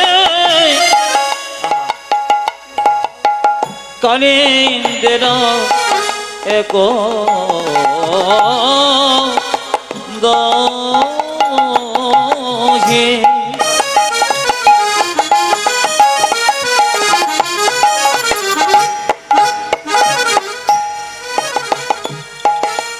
কালি না গো কহি রহিয়ে অজে কালিন্দির এক দহে কালী নাগ দাহে রহে। রে কালিন্দির এক দহে কালী না কাহি রহি। বিষ জলে দহন সমান। ওই দেখো বিসর্জনে বিসর্জনে দহন সমান। বিষ জলে দহন সমান। ওই দেখো বেসজলে দহন সমান। বিষের জলে সমান সমান। দেখিলাম বিষর জলে সমান সমান। ওই বিচার জলে সমান সমান। বিষর জলে সমান উজাতি কালিন্দির এক দহে বিষর জলে সমান উজাতি কালিন্দির এক দহে বিষর জলে সমান উজাতি কালিন্দির এক দহে বিষর জলে সমান ওই বিচার জলে সমান সমান। আজ বিষজলে বিষজলে মন সম। আচ্ছা, আপনারা অনেকে মোবাইলে ছবি করছেন, অনেকে এদিক ওদিক দু একজন তাকাচ্ছেন, আর যারা প্রকৃত ভক্ত তারা কীর্তন শ্রবণ করছেন। আপনাদের কাছে প্রশ্ন রইল, রাজা চন্দ্রধ্বজের কটা স্ত্রী ছিল? তিনটে। তিনটে। যাক, আমি যখন তিনটে বলেছি দুই চারজন মা বলছো কি ভক্তি ভরে বলছে। আপনাদের চরণে আমার কোটি কোটি প্রণাম। কি কীর্তন শুনছে। আমি যখন বলছি কজন স্ত্রী ছিল, যে না বলেছি তিনজন, দুই চারজন তিনজন ছিল। কজন ছিল বলুন? হ্যাঁ, এই তো কজন, দুজন ছিল। আচ্ছা মায়েরা, তারা কিন্তু সতী নারী ছিল। আচ্ছা, আপনারা কেউ বলতে পারবেন সতী নারী কাকে বলে? সতী নারী কাকে বলে, মানে সতী নারীর কটা পতি কেউ জানেন? আপনাদের জানা আছে? সতী নারীর 5টা পতি। প্রশ্ন করবেন কি কি, দেখে নিন। স্মৃতির সিঁদুর শিবের রক্ত থেকে তৈরি, ওটা একটা পতি। হাতের শাখা শঙ্খচূড়ের শরীর থেকে তৈরি, ওটা একটা পতি। হাতের নোয়া লোহাসুরের শরীর থেকে তৈরি, ওটা একটা পতি। নিজপতি একটা, পরমপতি একটা। এরা হলো সতী নারী। আচ্ছা, সতী নারী যারা হয় তাদের নিয়ম হচ্ছে সকালবেলায় ঘুম থেকে উঠে স্বামীর পা ছুঁয়ে তারা প্রত্যেক দিন প্রণাম করে। আপনারা এতজন কীর্তন শুনতে এসছেন, কোন কোন মা স্বামীকে সকালে প্রণাম করেন? একটু হাত তুলে দেখান দেখি। কেউ করে না। যা দাদারা মনে মনে ভাবছে এতদিন পরে আপনি আমাদের হয়ে বললেন। কেউ বলে না। দু চারজন তুলেছিল, তারপরে দেখলাম আমাদের পাড়া থেকে যে এসছে তুলে নাই, দরকার নাই, নামিয়ে দিই। এইদিকে এইদিকে মায়েরা, হ্যাঁ, সতী নারী তাকে বলে সকালবেলায় ঘুম থেকে উঠে স্বামীর পা ছুঁয়ে। আমি গতকালকে নদিয়াতে ছিলাম, যেই না কথাটা বলেছি, একটি মেয়ে সামনে এসে বলল, দাদা কিছু মনে করবেন না, আমি প্রণাম করব না। বলে কেন? আমার বিয়েতে আমার বাবার কান মূলে 10 লাখ টাকা নিয়েছে, প্রণাম আমি করব না। ও দামি কথা বলে নাই, ও ঠিক বলেছে। তবে বলে রাখি, আজকে কীর্তন শুনে কাল সকালে সব স্বামীকে প্রণাম করবেন। দাদা ভাইরা সব পাগুলো একটু ধুয়ে মুছে শোবেন, কাল আপনাদের প্রণাম হবে না। এটা গেল বাইরের কথা। আসল কথা বলে দিই মায়েরা, সতী নারীর লক্ষণ বলে দিই। আপনার স্বামীর সঙ্গে আপনার কি কি সম্পর্ক শাস্ত্র অনুযায়ী বলবো, একটু আপনারা হ্যাঁ দেবেন। আপনার স্বামী আপনার গুরু হয়, জোরে বলুন হ্যাঁ না না, একটু জোরে বলুন। দাদারা বলছেন কি যে হয়, বাড়ি না গেলে বুঝবেন না। আচ্ছা, আপনার স্বামী আপনার দেবতা হয়, দু চারজন বলছে আর বলার দরকার নাই, দেবতা হয়। আচ্ছা, আপনার স্বামী আপনার রোগের ওষুধ হয়। আচ্ছা, আপনার স্বামী আপনার বাবা হয়। তাই এবার হয় নাকি? বাবা হয় না? আচ্ছা, হয় কিনা পরে। আপনার স্বামী আপনার ভাই হয়, বলে ছেলে হয়। বুঝিয়ে দিই মায়েরা, এ কথাটা কে বুঝিয়েছিল আমি বুঝিয়ে দিই। বিষ্ণুপ্রিয়া নিমাই যখন 24 বছর বয়সে সন্ন্যাস নিল, তখন বিষ্ণুপ্রিয়ার বয়স ছিল মাত্র 14 বছর। আজকে লীলাটিকে আমি সংক্ষেপের মাধ্যমে তত্ত্বের দিকে যাব, একটু মন দিয়ে শুনবেন। যে মেয়েটা 14 বছর বয়স, সেই মেয়েটা আজকে আপনাদেরকে শিখিয়ে দিল স্বামী ভক্তি কাকে বলে। আজকালকার মেয়েদের স্বামী ভক্তি তো নিউ ডিজাইনের, বলবো না বাদ দিয়ে দেবো? আমি না বলে যাবই না। শ্বশুর মশাই বসে আছে, তার সামনে স্বামীর নাম ধরে ডাকছে, এই তাপস। কি ডিজাইনের ডাক! ঠাকুমা যেন নাতিকে ডাকছে। লজ্জা লাগা দরকার একটু, না? হ্যাঁ, স্বামীর শ্বশুর মশাই বসে আছে, তার সামনে স্বামী। এটা হচ্ছে নিউ ডিজাইনের ভালোবাসা। আপনাদের কাছে নিবেদন রইল মায়েরা, যে যেখানে বসে আছেন। বিষ্ণুপ্রিয়া 14 বছর বয়স। নিমাই বলল, যেদিন সন্ন্যাস নেবে তার আগের রাত্রিতে বলল, প্রিয়া তুমি বাপের বাড়ি চলে যাও। বিষ্ণুপ্রিয়া চুপ করে থেকে বলল, স্বামী আমি বাপের বাড়ি যাব কেন? এটাই তো আমার বাপের বাড়ি। তুমি আমার বাবা, তুমি আমার ছেলে, তুমি আমার ভাই, তুমি আমার বন্ধু, তুমি আমার ইহকাল, তুমি আমার পরকাল, তুমি আমার সব। নিমাই জিজ্ঞেস করলো, লোকে আমায় পণ্ডিত বলে, আমি এত পড়াশোনা করলাম, আমি জানতে পারলাম না স্বামী কখন বাবা হয়, স্বামী কখন ছেলে হয়, স্বামী কখন ভাই হয়। আমি জেনেছি স্বামী গুরু হয়, স্বামী দেবতা হয়, স্বামী রোগের ওষুধ হয়, স্বামী কি করে বাবা হয়? বিষ্ণুপ্রিয়া বলল, স্বামী তুমি যেমন শাস্ত্রজ্ঞ, আমিও তো শাস্ত্রজ্ঞের কন্যা। আমার বাবার নাম হচ্ছে সনাতন মিশ্র, তিনি আমায় শিখিয়ে দিয়েছেন স্বামীকে স্বামী বাবা। মায়েরা এইদিকে তাকান, কিভাবে বোঝালেন? অন্নদানে পিতা সম, রতি দানে পতি। অন্নদানে পিতা সম, রতি দানে পতি। মেয়েদের যখন বিয়ে হয় না, অন্ন জোগাড় করে কে? জোরে বলুন। বাবা। আর যখন বিয়ে হয় তখন কে জোগাড় করে? স্বামী। স্বামী কি পিতার রূপ ধারণ করে, করে না? অন্নদাতা পিতা হয়ে যায়। অন্নদানে পিতা সম, রতি দানে পতি। জাগি অন্নদানে পিতা সম, রতি দানে পতি। এই যে আবার পিণ্ডদানে পুত্র সম অগতির গতি। ও যে পিণ্ডদানে পুত্র সময় অগতির গতি। পিণ্ডদানে পুত্র সম অগতির গতি। আজ পিণ্ডদানে পুত্র সম অগতির গতি। স্বামী স্ত্রী বেঁচে আছে, ছেলে মেয়ে নাই, আগে যদি স্ত্রী মারা যায় পিণ্ড দেওয়ার অধিকার কার? তার স্বামীর। স্বামী তখন ছেলের মতো কাজটা করে। পিণ্ডদানে পুত্র সম অগতির গতি। পিণ্ডদানে পুত্র সময় অগতির গতি। উপদেশে গুরুতুল্য সেবাতে দেবতা। অগণগীতে অসুর সম বিপদেতে ভাতা। ও যে রোগেতে সুদসম বিপদেতে ভাতা। পতি পুত্র পতি পিতা। আজ পতি পুত্র পতি পিতা। পতি পুত্র পতি পিতা। অধিপতি পুত্র পতি পতি হলো পরম দেবতা, পতি পুত্র পতি ও যে পতি হলো পরম দেবতা, পতি পুত্র পতি পিতা। পতি হলো পরম দেবতা। আজ পতি পুত্র পতি পিতা। অধিপতি হল প্রাণ দেবতা। পতি পুত্র পতি পিতা। অধিপতি হল প্রাণ দেবতা। পতি পুত্র পতি পিতা। কালীদহের জলে কালীয়নাগ থাকে, এমন বিষ ঢালতে শুরু করলো গোটা জলটা বিষ হয়ে গেল। তার পাশ দিয়ে কোনো পশু পাখি পেরিয়ে গেলে বিষের জ্বালায় ছটফট ছটফট করে মরে। এ কথাগুলো মন দিয়ে শুনবেন আপনারা। যখন ছটফট ছটফট করে মরে, সবাই ভগবানকে ডাকে, হে প্রভু, মধুরসী বৃন্দাবনে বাস করলাম, নদীর জল পান করলাম, গাছের ফল আহার করলাম, এত কষ্ট কেন? ভগবান ছুটে এলেন ভক্তবৎসল ভগবান ভক্তকে রক্ষা করার জন্য। আচ্ছা মায়েরা, আপনাদের কাছে আমার একটা নিবেদন আছে। যাকে আপনারা শত্রু ভাবেন সে কিন্তু শত্রু নয়, সে পরম ভক্ত। বলে কিরকম? আচ্ছা, আপনাদের বর্ধমান জেলায় আছে কিনা জানি, আমাদের বীরভূম জেলায় প্রায় পুকুরে কিন্তু পদ্ম ফুল আছে।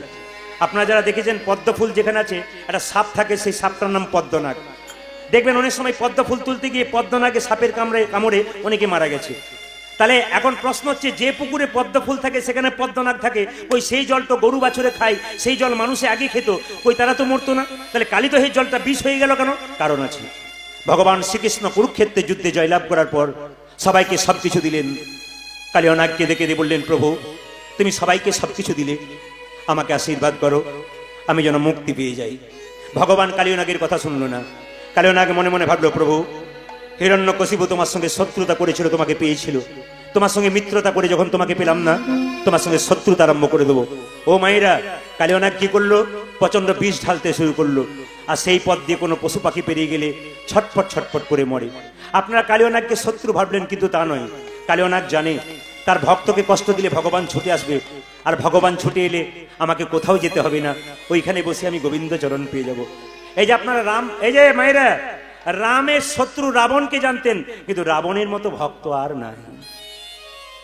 রাবণ যখন সীতাকে হরণ করেছিল, তার স্ত্রী মন্দোদরী বলেছিল, স্বামী এবার আমি বুঝে নিলাম তোমার পতন শুরু হয়ে গেল, তুমি ভগবানের বউ চুরি করলে তোমার লজ্জা করে না?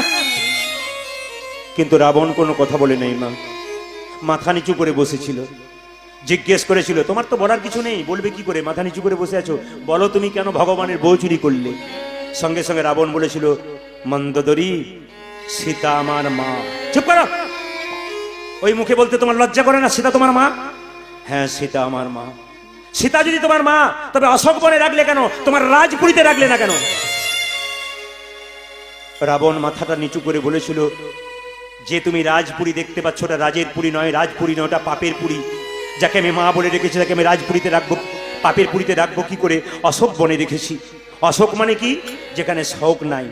মন্দোদরী এই চিবুকটা উঠিয়ে বলল, চুপ করো, চুপ করো, তোমার কথা যত শুনছি তো তোমার কষ্ট হচ্ছে, তোমার লজ্জা করে না? অশোক বনে সীতাকে রেখেছো, আর তোমার লোক বারবার তাকে প্রহার করছে, তোমার দুঃখ হয় না? তোকে তাকে যদি তুমি মা বলে রাখলে? রাবণে কেঁদে কেঁদে বলে, শোনো মন্দোদরী, আমার লোকেরা কেন সীতাকে বারবার আঘাত করে জানো? আঘাত করে জানো? নদীতে যদি কোনো নৌকা বাঁধা থাকে, আর সেই নৌকায় যদি কেউ বারবার আঘাত করে, তবে কেউ ছুটে আসুক আর নাই আসুক, নৌকার মালিক কিন্তু ছুটে আসি। সীতা হলো আমাদের পরপারের নৌকা, তাকে যদি কেউ বারবার আঘাত করে, কেউ ছুটে আসুক আর না আসুক, সীতাপতি রামচন্দ্র ছুটে আসবে, আমাকে আর বাইরে যেতে হবে না, আমি ঘরে বসে চরণে পাবো। আমি ঘরে বসে চরণে পাবো, ঘরে বসে চরণে পাবো, আমি ঘরে বসে চরণ পাবো। বাইরে যেতে হবে না, ঘরে বসে চরণে পাবো। ওই আমায় বাইরে যেতে হবে না আমি গো, ঘরে বসে চরণ, ওই আমায় বাইরে যেতে হবে না গো, ঘরে বসে চরণ পাবো, আমায় বাইরে যেতে হবে না গো। ঘরে বসে চরণ পাবো। আমি ঘরে বসে চরণ পাবো। মন্দোদরী বলল, স্বামী সীতাকে বারবার আঘাত করছে, তুমি কাঁদছো না কেন? রাবণ বলে, শোনো মন্দোদরী, এখন থেকে কেঁদে কেঁদে যদি সব চোখের জল শেষ করে দেব, যেদিন প্রভু রামচন্দ্র আমার কাছে আসবে সেদিন কি দিয়ে তার চরণ ধুইয়ে দেব। রাবণ কত বড় ভক্ত দেখুন। এই জন্য মায়েরা, কালীয় নাগও কত বড় ভক্ত, সে জানে যত বিষ ঢালবো পশু পাখি পেরিয়ে যাবে, ছটফট করে মরবে, ভগবান ছুটে আসবে। কি করলো? তাহার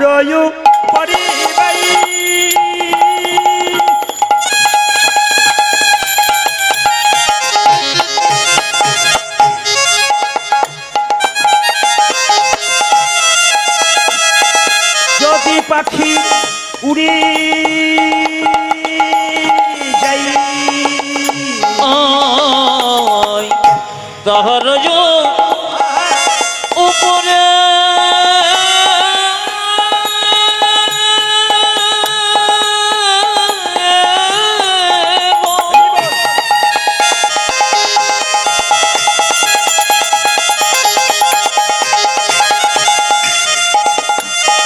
পাখি উড়ে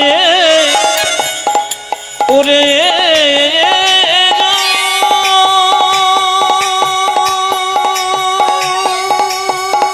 হেই!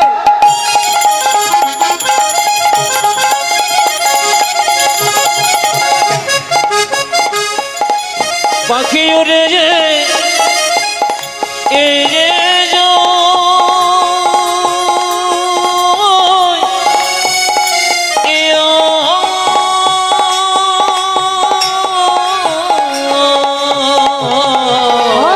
তাহার ওপরে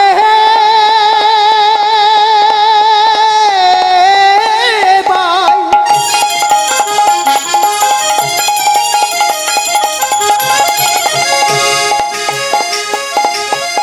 যদি পাখি উড়ে যায়, বিষের জ্বালাই, বিষের জ্বালাই, জয়ে প্রাণ। ওই দেখো বিষের জ্বালায়, বিষের জ্বালায় তেজয় প্রাণ। বিষের জ্বালাই, বিষের জ্বালাই, জয়ে প্রাণ। ও যে বিষের জলয় বিষ জলয় জয় ব্রাহ্মণ কোনো অপরাধ করি নাই, আমরা কোনো অপরাধ করি নাই প্রভু, কোনো অপরাধ করি নাই প্রভু। ওই আমরা কোনো অপরাধ করি নাই প্রভু। বিষের জ্বালাই প্রাণ হারালাম, কোনো অপরাধ করি নাই প্রভু প্রভু। আমরা বিষের জলয় প্রাণে হরণ আমি কোন অপরাধ করি না ও যদি প্রভু বিষের জ্বালায় প্রাণ হারালা, কোন অপরাধ করি না ও যদি প্রভু বিষের জ্বালায় প্রাণ হারালা, কোন অপরাধ করি না আমরা প্রভু কোনো অপরাধ করি নাই প্রভু। বিষ জলয় জয় ব্রাহ্মণ। আপনাদের ভেতরে বিষ আছে, আবার আপনাদের ভেতরে অমৃত আছে। আপনার বাড়িতে কেউ যদি বেড়াতে যায়, দুটো মিষ্টি জল দিতে পারুন আর না পারুন, দুটো মিষ্টি কথা অন্তত বলবেন। আপনাদের সামনে সকলের কাছে নিবেদন রইল, যদি আপনার বাড়ি আমি বেড়াতে গেলাম, আপনার মিষ্টি জল নেই, দুটো মিষ্টি কথা বলবেন, রামকৃষ্ণ পরমহংসদেবের কথা। আপনাদের কাছে নিবেদন রইল, মায়েরা, মানুষ কুলে জন্ম নিয়েছেন, কে কখন চলে যাবে কেউ জানে না। জন্ম হোক যথাতথা, কর্ম হোক ভালো। স্বর্গের আচ্ছা অস্ত্রগুরু, সব চাইতে বড় অস্ত্রগুরুকে দ্রোণাচার্য। তার মায়ের নাম শুনলে চমকে যাবেন আপনারা। তিনি ছিলেন স্বর্গের সবচাইতে বড় বেশ্যা, তার নাম গীতাজি। একটা বেশ্যা মেয়ের গর্ভে জন্ম নিল কে? অস্ত্রগুরু দ্রোণাচার্য। তিনি দেখিয়ে দিলেন জগৎকে, আমার জন্মের দিকে তাকিও না, আমার কর্মের দিকে তাকাও। আপনাদের কাছে নিবেদন রইল, বাবা মা কে কি করেছে সেদিকে তাকাবেন না, কোন সংসার থেকে উঠেছেন সেটাও নয়, আপনার কর্মটা কিন্তু আপনাকে শিখিয়ে দেবে আপনি কোথায় যাচ্ছেন। এই জন্য মায়েরা, ভগবান শ্রীকৃষ্ণ কালীয়নাগকে দমন করবে বলে কি করলেন না, সমস্ত ভক্তের হাতে শরীরে পদ্মহস্ত গুলি দিলেন, সবাই বেঁচে উঠলো। আর ভগবান মনে মনে ভাবলো, কালীয়নাগ, এবার তোমাকে আমি সাজা দেব। তাই আজকে দাদা বলাইয়ের জন্মদিন। সুবলকে বললো, সুবল তুই তৈরি থাক, আজ আমি যাব কোথায়? কালিয়নাগকে দমন করবার জন্য।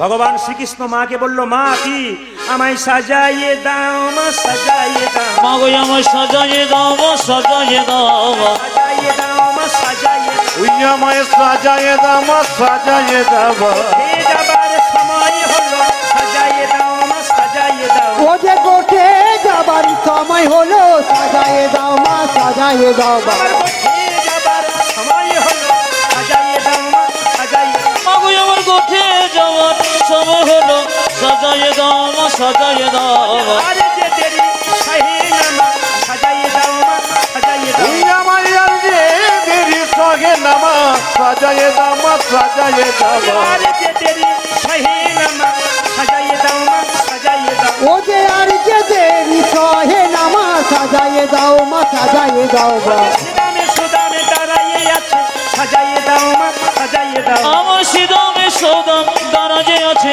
সাজাইয়ে দাও, মা সাজাইয়ে দাও, সিদামে সুদামে দাঁড়াইয়ে আছে, সাজাইয়ে দাও, মা সাজাইয়ে দাও। উজাজে শ্রীদামে সুদামে দাঁড়ায়ে আছে, আরে যে ধরি যে ধরে উজাজে শ্রীদামে সুদামে দাঁড়ায়ে আছে, আমার আরে যে ধরি যে ধরে আরে শ্রীদামে সুদামে দাঁড়ায়ে আছে। আমায় সাজায়ে দাও মা সাজায়ে দাও বা। আচ্ছা, আপনার অপরাধ নেবেন না, কে কে সেজে এসেছেন একটু হাত তুলতে পারবেন? না না, হাসির ব্যাপার নয়, আপনারা অপরাধ নেবেন না। আজকে না হয় আমার স্কুল ঘরে বাসা আছে, কিন্তু অন্যান্য জায়গায় বাসা তো বাড়িতে বাড়িতে হয়। তো কীর্তনের আগে আমরা যখন সাজি, তখন যে বাড়িতে থাকি সেই মেয়ে ড্রেসিং আয়নাতে গিয়ে আমরা লক্ষ্য করি, দেখবেন কি সাজ। এখন এরকম যখন সাজছে, দেখুন এরকম গোটা গায়ে কালো রং শরীর তো, আর সাদা পাউডার মাখছে। নারায়ণ লক্ষ্মীকে বলছে, লক্ষ্মী এত সুন্দর দেওয়ালটা দিলাম, ওর পছন্দ হলো না, আবার চুন কাম করছি। ভেতরে চুন বালি যদি খসে যায়, বাইরে চুন কাম করে কি লাভ আছে? গাড়িটা নতুন, ভেতরে ড্রাইভার যদি না থাকে তবে গাড়ি চলবে? জোরে বলুন হ্যাঁ না না। আপনাদের কাছে নিবেদন রইল, গাড়ি চকচক করছে, ভেতরে যদি ড্রাইভার না থাকে ও গাড়ির কোনো দাম থাকে না। আপনার নিজের জায়গায় বসুন, সমাধান করে দিচ্ছে আপনাদের। ভগবান বলল, মা কি আমায় সাজিয়ে দাও? বলে কি করবি? মা গই আমি চড়াবো বাছুর, মা মা গো আমি, মা গো আমি চড়াবো বাছুরে। ও মা মা গোয়াবে, মা গোয়াবে চড়াবো বাছো। পড়াইয়া দেহ ধরা মন্ত্র পড়ি বাঁধিছু। মা গো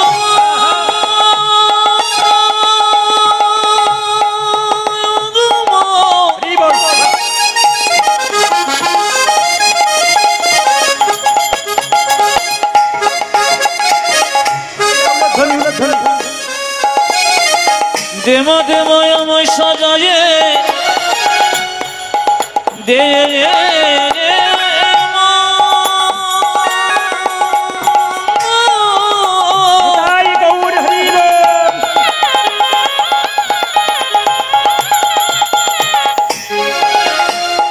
আমার এই গোষ্ঠে যাওয়ার সময় পবন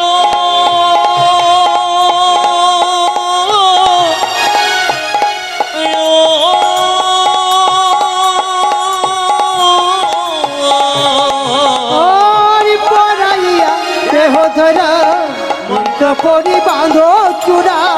চরণেতে চরণ পরা হনুপুর, ওই আমার চরণেতে চরণেতে পড়া হলো ওই যে চরণেতে চরণেতে পরা হনুপুর। ও মা চরণতে চরণতে পরাবন সাজাইয়ে দে মা, সাজাইয়ে দে, আমায় সাজায়ে দে মা সাজায়ে দে মা।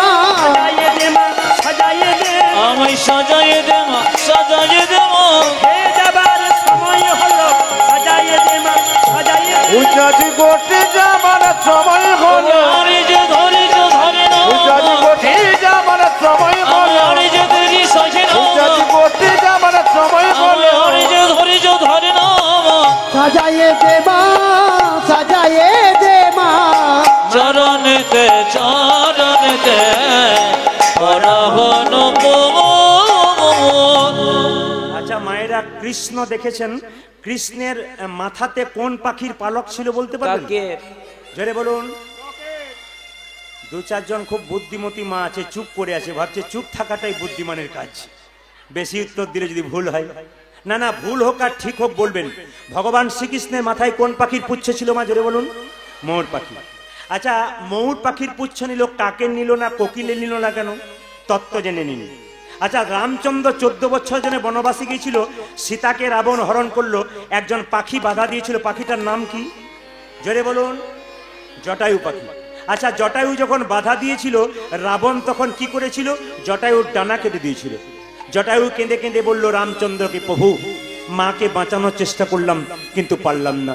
সঙ্গে সঙ্গে জটায়ু যখন ছটফট করছে মরে যাবে, তখন রামচন্দ্র বলছে, জটায়ু তোকে দেখে মনে হচ্ছে তুই আর বাঁচবি না, তা মৃত্যুর আগে তুই কি চাস? জটায়ু কেঁদে কেঁদে বলল, প্রভু আমি মৃত্যুর আগে এই চাই, জন্মে জন্মে যেন তোমার সঙ্গ লাভ করতে পারি। আপনারা যারা কীর্তন শুনতে এসছেন, আপনাদের জন্য ভগবানের কাছে প্রার্থনা করব, আপনারা যেন জন্মে জন্মে কৃষ্ণ ভক্ত হতে পারেন। আপনাদের নিবেদন রইল মায়েরা। সঙ্গে সঙ্গে জটায়ুকে বলল, জটায়ু তবে তুই শুনে রাখ। বলে কি? আগামী দাপরে আমি যখন কৃষ্ণ হব, তুই ময়ূর পাখি হবি, আর তুই ময়ূর পাখি হবি, তোর পালকটা আমি মাথায় নেব। আচ্ছা মায়েরা, জটায়ুকে ময়ূর করলো কেন? কৃষ্ণ ময়ূরের পালক নিল কেন? তত্ত্বগুলো জেনে নিন। ময়ূর ময়ূরী মিলন করে না, কিন্তু বাচ্চা হয়। প্রশ্ন করবেন, ময়ূর ময়ূরী মিলন করে না, বাচ্চা হয় কিভাবে? ভাদ্র মাসে ময়ূর পেখম তুলে নাচে, নাচতে নাচতে মাটিতে বীর্য স্খলিত হয়। সেই বীর্য যখন হাওয়াতে উড়ে যায়, তখন মুড়ির মতো আকার ধারণ করে। ময়ূরী ওগুলোকে খেয়ে নেয়, ওগুলোকে মুড়ি ভেবে খেয়ে নেয়, তার থেকে ডিম হয়, তারপর বাচ্চা হয়। ভগবান শ্রীকৃষ্ণ জগৎকে শেখালেন, ময়ূর ময়ূরীর যেমন কামনা বাসনা নাই, আমার প্রেমটা নির্মল, আমার প্রেমটা ভাস্কর। আমার মতো প্রেম যদি কেউ করতে পারো, প্রেমিক ভগবানকে সে লাভ করতে পারবে। আচ্ছা মায়েরা, যারা কৃষ্ণ দেখেছেন একটু আমাকে বলবেন, ময়ূর পুচ্ছটা ভগবানের ডান দিকে ছিল, মানে হেলেছিল, না বাম দিকে হেলেছিল? জোরে বলুন। কোন দিকে হেলেছিল? বাম দিকে হেলেছিল। ডান দিকে? যাক, আমি খুব খুশি, দু চারজন বলছে ডান দিকে। কোন দিক? আচ্ছা, কৃষ্ণ যদি এরকম করে থাকে, এই দিকে হেলবে না এই দিকে হেলবে? কোন দিকে? বাম দিকে হেলেছিল। একবার কৃষ্ণের ছবিটা রাত্রে গিয়ে দেখে নেবেন, কি কোন দিকে হেলে মায়েরা? বাঁ দিকে হেলে। এইদিকে এইদিকে বাঁ দিকে হেলে। আচ্ছা, ময়ূর পুচ্ছটা বাঁ দিকে হেললো কেন? সোজা রইল না কেন? ডান দিকে হেললো না কেন? কারণটা জেনে নিন। একটা বাড়িতে অনেকগুলো মেয়ে থাকলে ঝগড়া হয়, তুই শুধু টিভি সিরিয়াল দেখবি, আমি কাজ করে মরবো। ঠিক সেরকম ভগবানের শরীরে যারা আছে তাদের মধ্যে ঝগড়া হচ্ছে। ময়ূর পুচ্ছ বলল, আমি হলাম বড় লোক। ওরে নূপুর, তুই হলি ছোট লোক। আমি বড় লোক, আমি গোবিন্দের মাথায় থাকি, তুই ছোট লোক, গোবিন্দের পায়ে থাকিস। ময়ূর পুচ্ছ যখন বলেছে আমি বড় লোক, আর নূপুরকে বলেছে তুই ছোট লোক, নূপুর কেঁদে কেঁদে বলে, ময়ূর পুচ্ছ রে, এই জগতে যদি দুজনের মধ্যে ঝগড়া হয়, তবে মাঝখান থেকে একজন বিচার করে। মায়েরা বলবেন তো, ময়ূর পুচ্ছ আর নূপুরের মাঝে কে থাকে? বাঁশি। বাঁশি কেঁদে কেঁদে বললে, ওরে ময়ূর পুচ্ছ, এই জগতে যত সাধুগুরু বৈষ্ণব আছে, তারা তো কোনোদিন গোবিন্দের মাথায় থাকতে চায় না, তারা গোবিন্দের চরণে ধরতে চায়। শ্রেষ্ঠ স্থান যদি পেয়েছিস, তবে তুই পেয়েছিস। আচ্ছা মায়েরা, একটু জোরে বলুন, ভগবানের বদনটা পছন্দ করেন না চরণটা পছন্দ করেন? জোরে বলুন। চরণ। কেন? বদনটা কালো বলে পছন্দ হয় না? আসলে তা নয়, চরণ না ধরলে বদনে পৌঁছানো যায় না।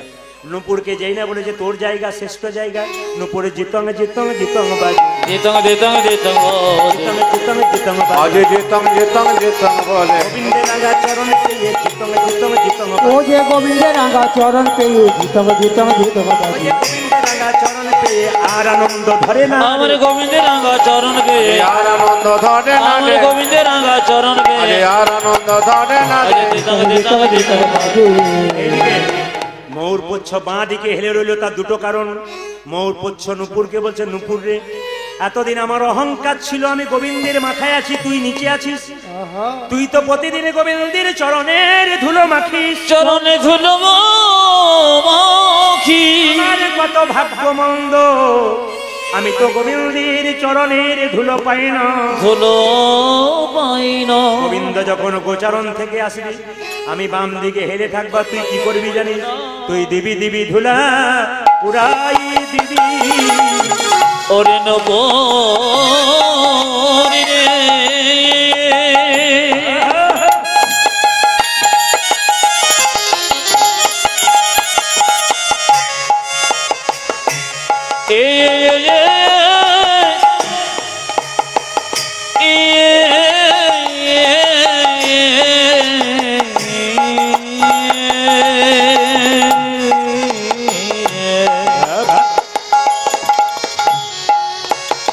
ও তো এ দেবে দেবে ধোলা ওরা এ দেবে মাথা পেতে বাবা ধারণ করিব দিবি দিবি ধুলা উড়াইয়ে দিবি মাথা পেতে ধারণ করব দেবী দেবী ধোলা ওরা এ দেবী মাথা পেতে ধারণ করব দেবী দেবী ধোলা ওরা এ দেবী মাথা পেতে ধারণ করব দেবী দেবী ধোলা ওরা এ দেবে দেবী ভুলা উড়াইয়ে দেবে।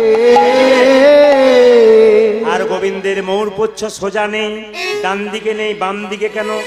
ময়ূরপুচ্ছ বড় চালাক, সে জানে সোজা থাকলে গোবিন্দ বদন দেখবো, ডান দিকে থাকলে গোবিন্দ বদন দেখবো, বাম দিকে থাকলে গোবিন্দ বদন তো দেখবো, তার সঙ্গে আমি রাধা বদন দেখতে পাবো, রাধা বদন দেখে দেব রাধা বদন দেখতে পাবো। আমি রাধা বদন দেখতে পাবো, তাই তো বামে হেলে রইব, রাধা বদন দেখতে পাবো।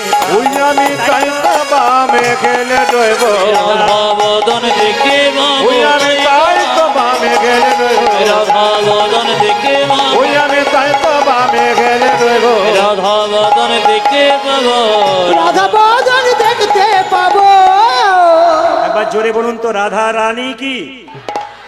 না, জয়টা সেরকম হচ্ছে না যেরকম হওয়ার কথা। রাধা রানী কি? হয়েছে হয়েছে, যারা বসে আছেন ডান দিকে তারাও দেবেন কিন্তু। রাধা রানী কি? বাবা। আচ্ছা মায়েরা, আজকে তো কৃষ্ণ কালিনাগকে দমন করবার জন্য যাবে, কিন্তু আমি আজকে একটা কথা আপনাদের জিজ্ঞেস করতে চাই। আমাদের সকলের মোবাইল নাম্বার আছে, কিন্তু ভগবানের মোবাইল নাম্বার কারো জানা আছে? যদি কারো জানা না থাকে তাহলে আমি মোবাইল নাম্বারটা দিয়ে দেবো, আপনারা লোড করুন। আমি দুটো নাম্বার দেবো, এইদিকে এদিকে ভগবানের দুটো নাম্বার দেবো। একটা 03-16-32, এই যে 03-16-32। আপনার তত্ত্ব খুঁজবেন কোথায়? 03-16-32 নাম্বার। চিন্তা শূন্য মনে 3 সকাল দুপুর সন্ধে 3 বার যে 16 নাম 32 অক্ষর ভজন করবে, ভগবানের সঙ্গে কথা তার। হরি বল হরি বল।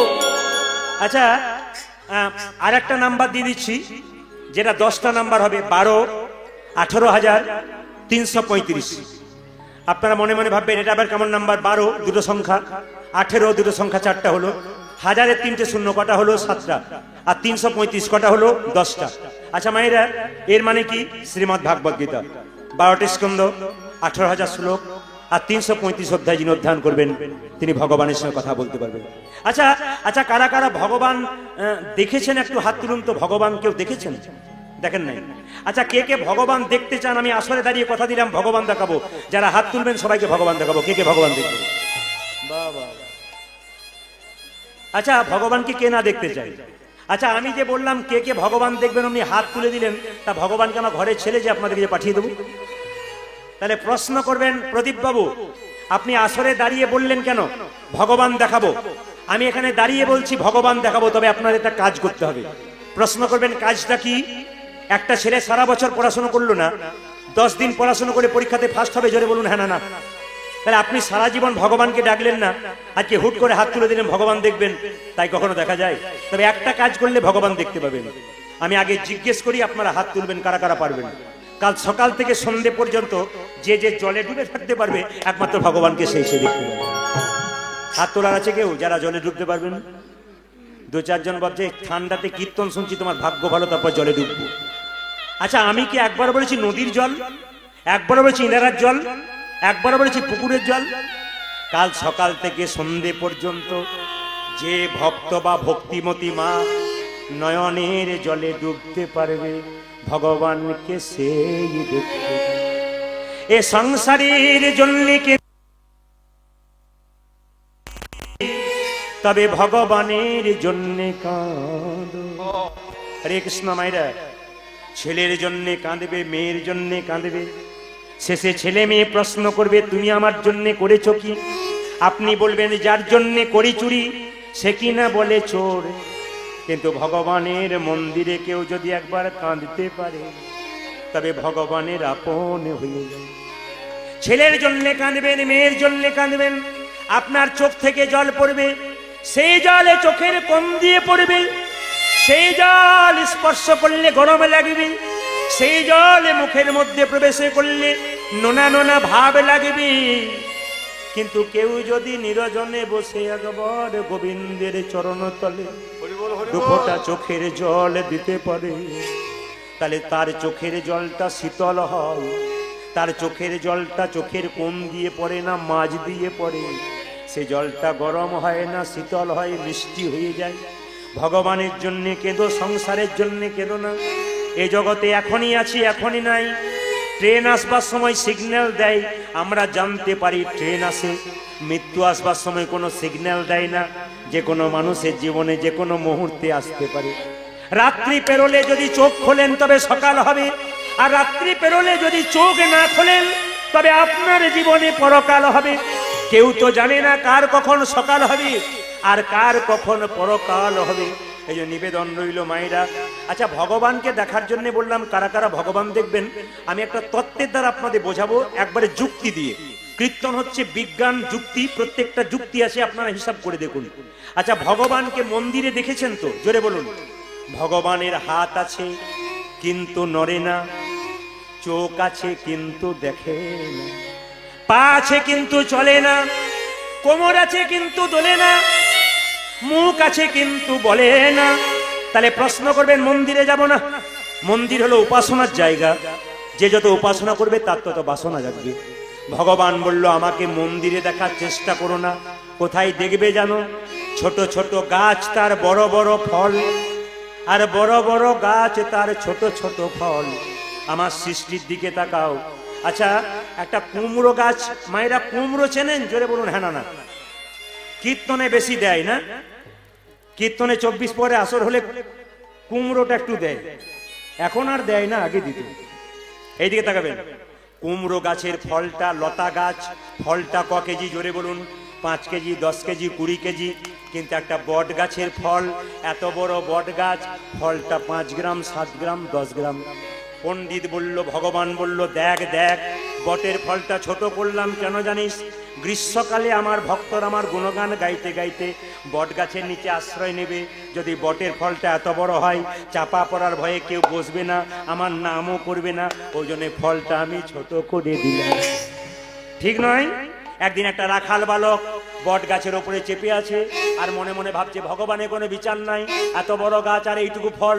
বলতে বলতে একটা ফল নাকে পড়ে আর চমকে উঠেছে, মনে মনে ভাবছে ফলটা ভাগ্যে এত বড় হয় নাই, নইলে নাক মুখ চোখ আমার সব ভেঙে যেত। ভগবান বলছে আমার দিকে তাকিও না, আমার সৃষ্টির দিকে তাকিয়ে আছো। আমি কোথায় আছি? কোথায়? ছোট্ট জোনাকি পোকা দেখতে তারে কালো, ছোট জোনাকি পোকা দেখতে তারে কালো। যুক্তিগুলো দেখবেন। ছোট্ট জোনাকি পোকা দেখতে তারে কালো, আরে ছোট্ট জোনাকি পোকা দেখতে তারে কালো। বলো দেখি তার পেছনে কে দিয়েছে আলো? পূজারি বলো দেখি তার পেছনে কে দিয়েছে আলো। বলো দেখি তার পেছনে কে দিয়েছে আলো? হাই হাই বলো দেখি তার পেছনে কে দিয়েছে আলো।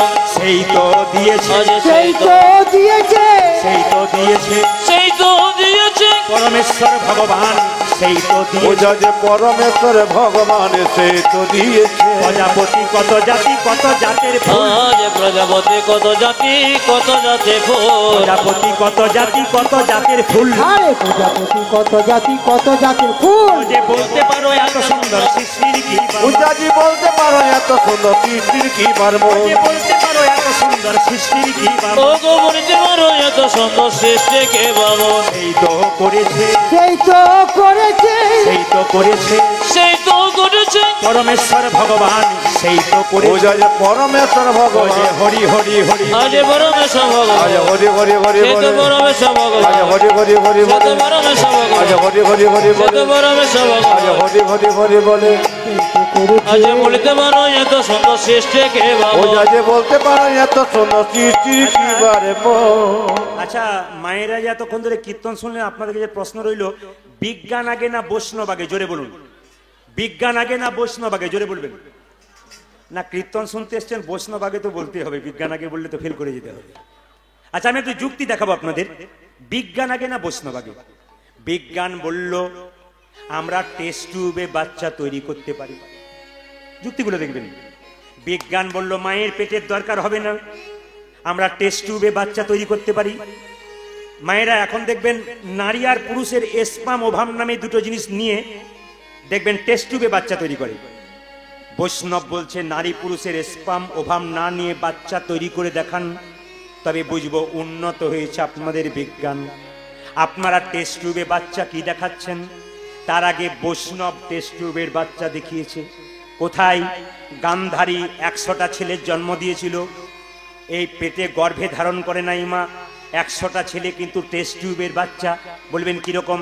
গান্ধারী একটা মাংসপিণ্ড জন্ম দিয়েছিল, 100টা টুকরো করে কেটে 100টা হাঁড়ির ভেতরে ভরেছিল। 100 সন্তানের জন্ম টেস্ট টিউবে হয়েছিল। বিজ্ঞান বলল হেরে গেলাম, বৈষ্ণব আগে করেছে। বিজ্ঞান বলল আমরা টেলিভিশন আবিষ্কার করেছি, বৈষ্ণব বলল তার আগে আমরা টেলিভিশন আবিষ্কার করেছি। মহাভারতের যুদ্ধটা ধৃতরাষ্ট্রকে সঞ্জয় ঘরে বসিয়ে দেখিয়েছিল, তার আগেই কিন্তু টেলিভিশন তৈরি হয়েছে। বিজ্ঞান বলছে আমরা উড়োজাহাজ তৈরি করেছি, বৈষ্ণব বলল রাখো, তার আগে আমরা উড়োজাহাজ তৈরি করেছি। কোথায়? রাবণের পুষ্পরথ তৈরি করেছি। বিজ্ঞান বলল আমরা পরমাণু বোমা তৈরি করেছি, বৈষ্ণব বলল তার আগে রাম রাবণের যুদ্ধে অগ্নিবাণ, অরুণ বাণ, পরমাণু বোমার উপরে বাণ আমরা তৈরি করেছি। এইদিকে তাকান মায়েরা। বিজ্ঞান বলল কারো যদি কান খারাপ হয়ে যায় আমরা কি করি? ইয়ারফোন দিয়ে দিই। কারো যদি চোখ খারাপ হয়ে যায় চশমা দিয়ে দিই। কারো যদি দাঁত খারাপ হয়ে যায় দাঁত বেঁধে দিই। কারো যদি হার্টের ভাল্ব নষ্ট হয়ে যায় ভাল্ব দিয়ে দিই। বিজ্ঞান বলল আমরা এগুলো পারি। বৈষ্ণব বলল কারো যদি চোখ খারাপ হয় চশমা দাও, কারো যদি কান খারাপ হয় ইয়ারফোন দাও, কারো যদি হার্টের ভাল্ব নষ্ট হয়ে যায় ভাল্ব দিয়ে দাও। কিন্তু কোনো মানুষের যদি চরিত্র খারাপ হয়ে যায় কোনো ওষুধ ইনজেকশন তোমাদের কাছে আছে না? জোরে বলুন।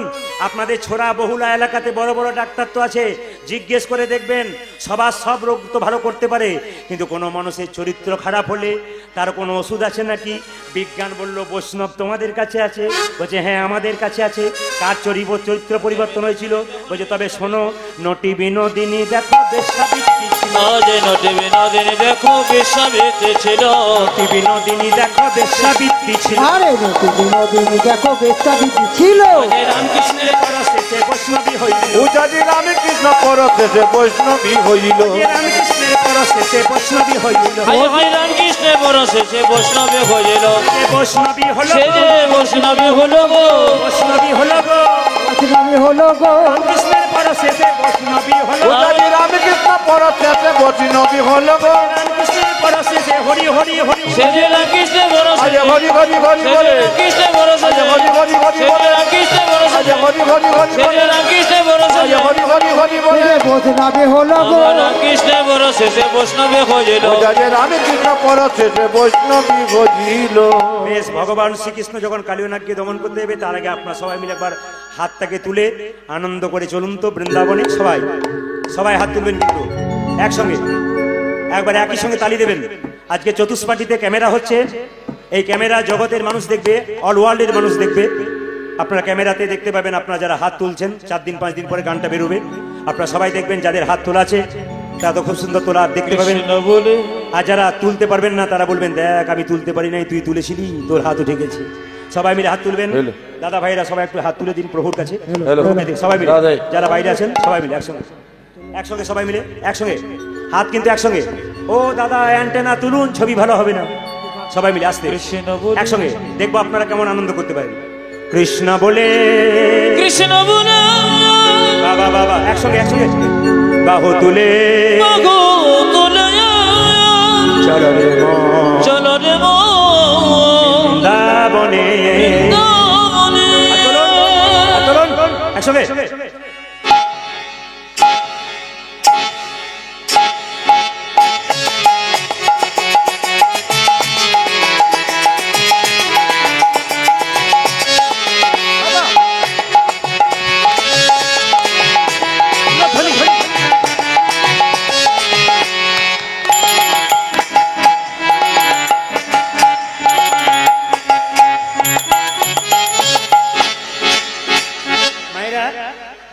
দেখবেন যারা মদ খায় তাদের আনন্দ।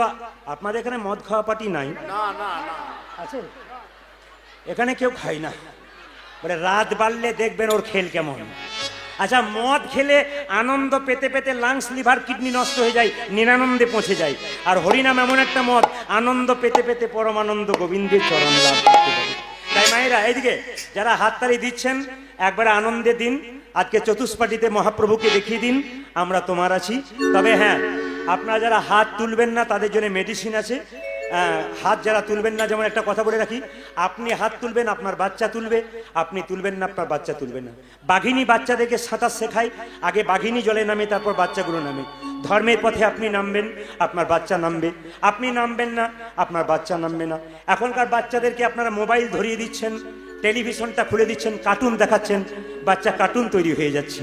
কিন্তু আপনাদের কাছে নিবেদন রইল মা, বাচ্চাকে সময় দিন, আর বাড়িতে সাধুগুরু বৈষ্ণবকে ডাকুন, একটু প্রসাদ পাওয়ান, বলুন আমার ছেলেকে বলুন যেন রাধারানীর কৃপা হয়। আপনাদের সবার কাছে বললাম, কোনো বৈষ্ণব ভক্তকে বাড়িতে সেবা করিয়ে বলবেন আমার ছেলেকে মেয়েকে আশীর্বাদ করে দিন, রাধারানীর কৃপা হোক।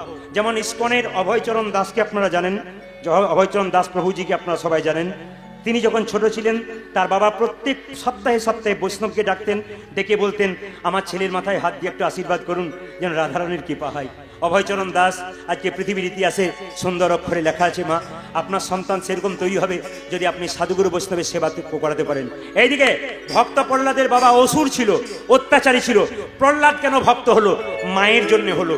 আসলে প্রহ্লাদের মা কয়াধু যখন পেটে বাচ্চা ছিল প্রহ্লাদ, তখন নারদ মুনির কাছে ধর্মতত্ত্বের কথা শুনেছিল, আজকে ভক্ত প্রহ্লাদের মতো সন্তান জন্ম দিল। আপনারা আনন্দ করে তালি দিন, আপনার বাচ্চাও দেবে, আপনারা সবাই মিলে আপনাদের বাড়িতে কৃষ্ণ ভক্ত সন্তান হবে। সবাই হাত তুলুন, কৃষ্ণ বলে বাহু তুলে চল রে মন বৃন্দাবনে। তুলুন।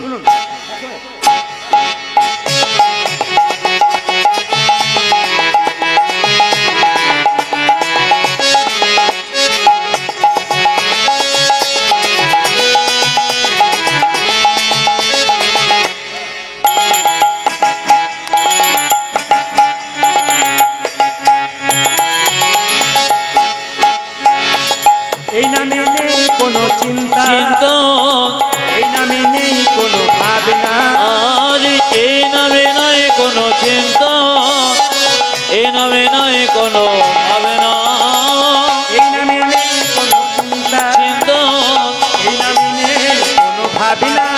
হরি এ নামে নেই কোনো চিন্তা, এ নামে নেই কোনো ভাবনা।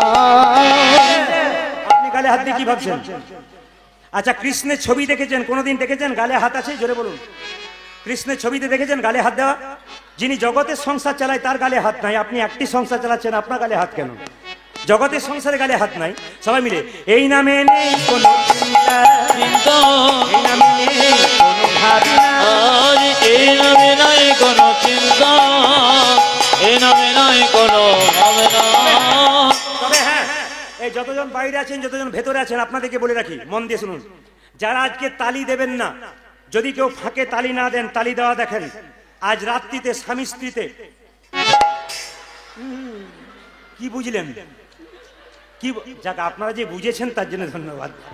অন্য জায়গায় যখন আমি এমনি দেখাই না তখন বলে আপনি কি বলছেন, কিন্তু আপনারা যে এক চান্সে বুঝে গেলেন, মানে আপনাদের মাঝে মাঝে অভ্যেস আছে নাকি? আচ্ছা আচ্ছা, বলি মায়েরা, স্বামী স্ত্রীতে কোনোদিন ঝগড়া হবে না। আমি দুটো মন্ত্র বলে যাব, বলবো না বাদ দিয়ে দেবো। মায়েরা বলছেন বলুন বলুন, যত গন্ডগোল তো ওনার সঙ্গেই, একটু মিটিয়ে। আর দাদারা বলছেন আপনি যত পারেন আজ বলে যান, তারপর যান। এইদিকে তাকান। আচ্ছা মায়েরা, কোন, এইদিকে আসতে শব্দ করলে বলবো না, কোন দম্পতি সবচাইতে সুখী? কোন স্বামী স্ত্রী সবচাইতে সুখী? জেনে নিন, কোন স্বামী স্ত্রী সবচাইতে সুখী? যার স্ত্রী বোবা আর যার স্বামী কালা, তার নাই কোনো জ্বালা। আচ্ছা এইদিকে এইদিকে, ঝগড়া কেন হবে? এইদিকে আমাদের কান কটা দিয়েছে? জোরে বলুন। আচ্ছা, মুখ কটা দিয়েছে? আচ্ছা, বলতে কটা বলেছে, শুনতে কটা বলেছে? বলতে বলেছে একটা, শুনতে বলেছে দুটো। আপনারা কটা বলেন আর শোনেন কটা? বলেই যাচ্ছেন কিন্তু শুনছেন না। তবে আপনাদের স্বামী স্ত্রীতে যাতে ঝগড়া না হয়, একবারে করজোরে বসবেন। আপনাদের একটা মন্ত্র শিখিয়ে দেবো, নয় একটা বুদ্ধি দিয়ে দেবো, আপনারা সবাই জেনে নিন। আমাদের পাশের বাড়িতে স্বামী স্ত্রীতে খুব ঝগড়া হচ্ছিল। মেয়েরা বলল খালি ঝগড়া করছিস, আমাদের সমাজটাকে নষ্ট করছিস। স্বামী স্ত্রীতে খুব ঝগড়া হয়, কেন হয় মা? কারণ থাকে। স্বামী সন্ধ্যে 7টায় আসার কথা, যেদিন 9টায় আসে দরজায় ধাক্কা দেয়, স্ত্রীর মাথা খারাপ হয়ে যায়, কোথায় ছিল এতক্ষণ, এই নিয়ে ঝগড়া বাঁধে। তো একজন একজন মেয়ে বলল, পাশের গ্রামে সাধু বাবা এসছে, তার কাছে যা, দেখবি সাধু বাবা তোদের ঝগড়া মিটিয়ে দেবে। মায়েরা আমার দিকে তাকান ভালো করে। এদিকে স্বামী স্ত্রীতে দুজনে সাধু বাবার কাছে এসেছে। সাধু বাবা জিজ্ঞেস করছে, মা এলি কেন? তোর মেয়েটা বলছে, আর বলবেন না বাবা, খালি খটর বটর লেগেই আছে। সঙ্গে সঙ্গে সাধু বাবা তো খুব চালাক, জিজ্ঞেস করছে মেয়েটাকে, কে বেশি ঝগড়া করে? মেয়েটা তখন দেখাচ্ছে, আর ছেলেটাকে বলছে কে বেশি ঝগড়া করে? ছেলে তখন দেখাচ্ছে। এখন সাধু বাবা তো অন্তর্যামী, তিনি বুঝে নিলেন যে মেয়েটাই বেশি ঝগড়া করে। ইশারা করে বলল, স্বামীকে বলল, তুই পালিয়ে যা, তোর স্ত্রীর ব্যবস্থা করছি। মায়ের একটু আমার দিকে তাকিয়ে নিন কি ব্যবস্থা করছে। সাধু বাবা বলছে, এই দেখ, তোর কোনো চিন্তা নাই, তোদের আর ঝগড়া হবে না। এই দেখ, আমি মন্ত্রপুত জল দিয়ে দিচ্ছি, এটা খাবি আর ঝগড়া হবে না। বলছে, বাবা বুঝতে পারলাম না। বলছে, যেদিন তোর স্বামী 7টায় আসে ঝগড়া হয় না, একবারে হয় না। যেদিন 9টায় আসে, বলছে মাথা গরম হয়ে যায়, 5টার জায়গায় 25টা বলে ফেলি। বলছে, যেদিন তোর স্বামী 9টার সময় আসবে, সেদিন এই মন্ত্রপুত জলটা নিবি, দরজায় 9টায় ধাক্কা দেবে, আর তোর মাথা গরম হয়ে যাবে, 25টা বলে ফেলবি, কিচ্ছু বলবি না। জলটা বের করবি, হাতে নিবি, মুখে ভরবি, গিলবিও না, ফেলবিও না। কিছু বুঝলেন? বুঝে গেছেন? বুঝি নাকি? তার মানে কি কিছু বুঝলেন? আচ্ছা, বোবার কোনো শত্রু আছে? জোরে বলুন, আছে? যদি কারো ঝগড়া আছে, বিনি পয়সাতে পাওয়া যাবে, শেষে নিয়ে যেতে পারেন, অসুবিধা নেই। আচ্ছা, স্বামী স্ত্রীতে ঝগড়া হবে না। মহাজন কি বললেন? মহাজন বললেন, ভোজন আর ভজন দুটো একসঙ্গে করতে হবে। স্বামী যদি বেলা 3টে আসে, তাকে দেবেন, তারপর খাবেন, তবে কিন্তু আপনার শান্তি আসবে।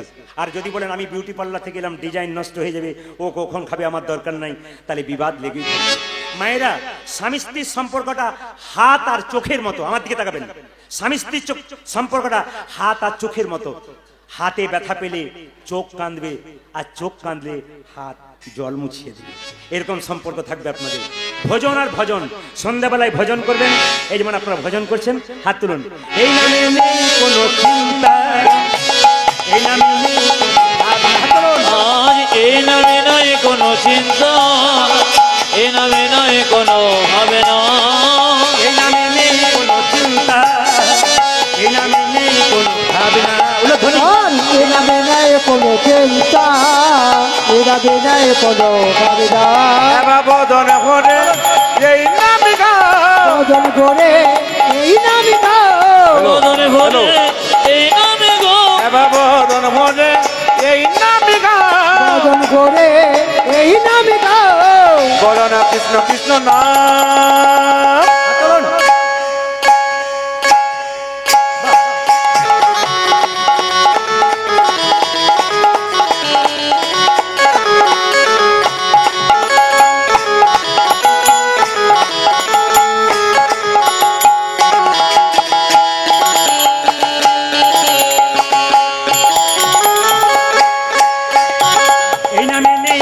ক্লান্তি ক্লান্তি, এই নামে আছে শুধু শান্তি। আজ এই নামে নাই কোনো ক্লান্তি, এই নামে আছে শুধু শান্তি। এই নামে নেই কোনো ক্লান্তি, এই নামে আছে শুধু শান্তি।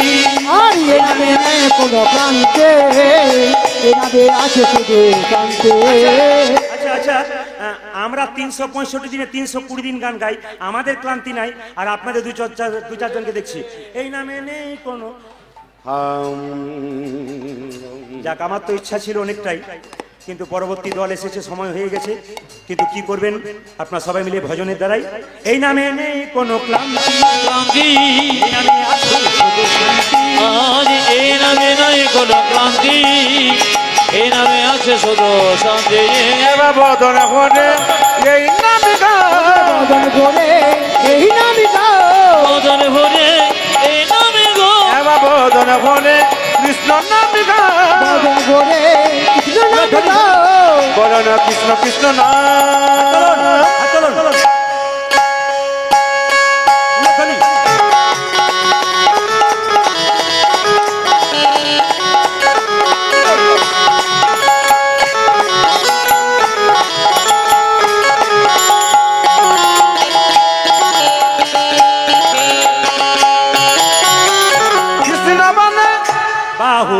হাত তোলুন, হাত তোলুন। আমার একটা অপূর্ণতা রয়ে গেল, মনের ইচ্ছা মনের ভেতরে রয়ে গেল, কারণ এনারাও আমার খুব কাছের মানুষ।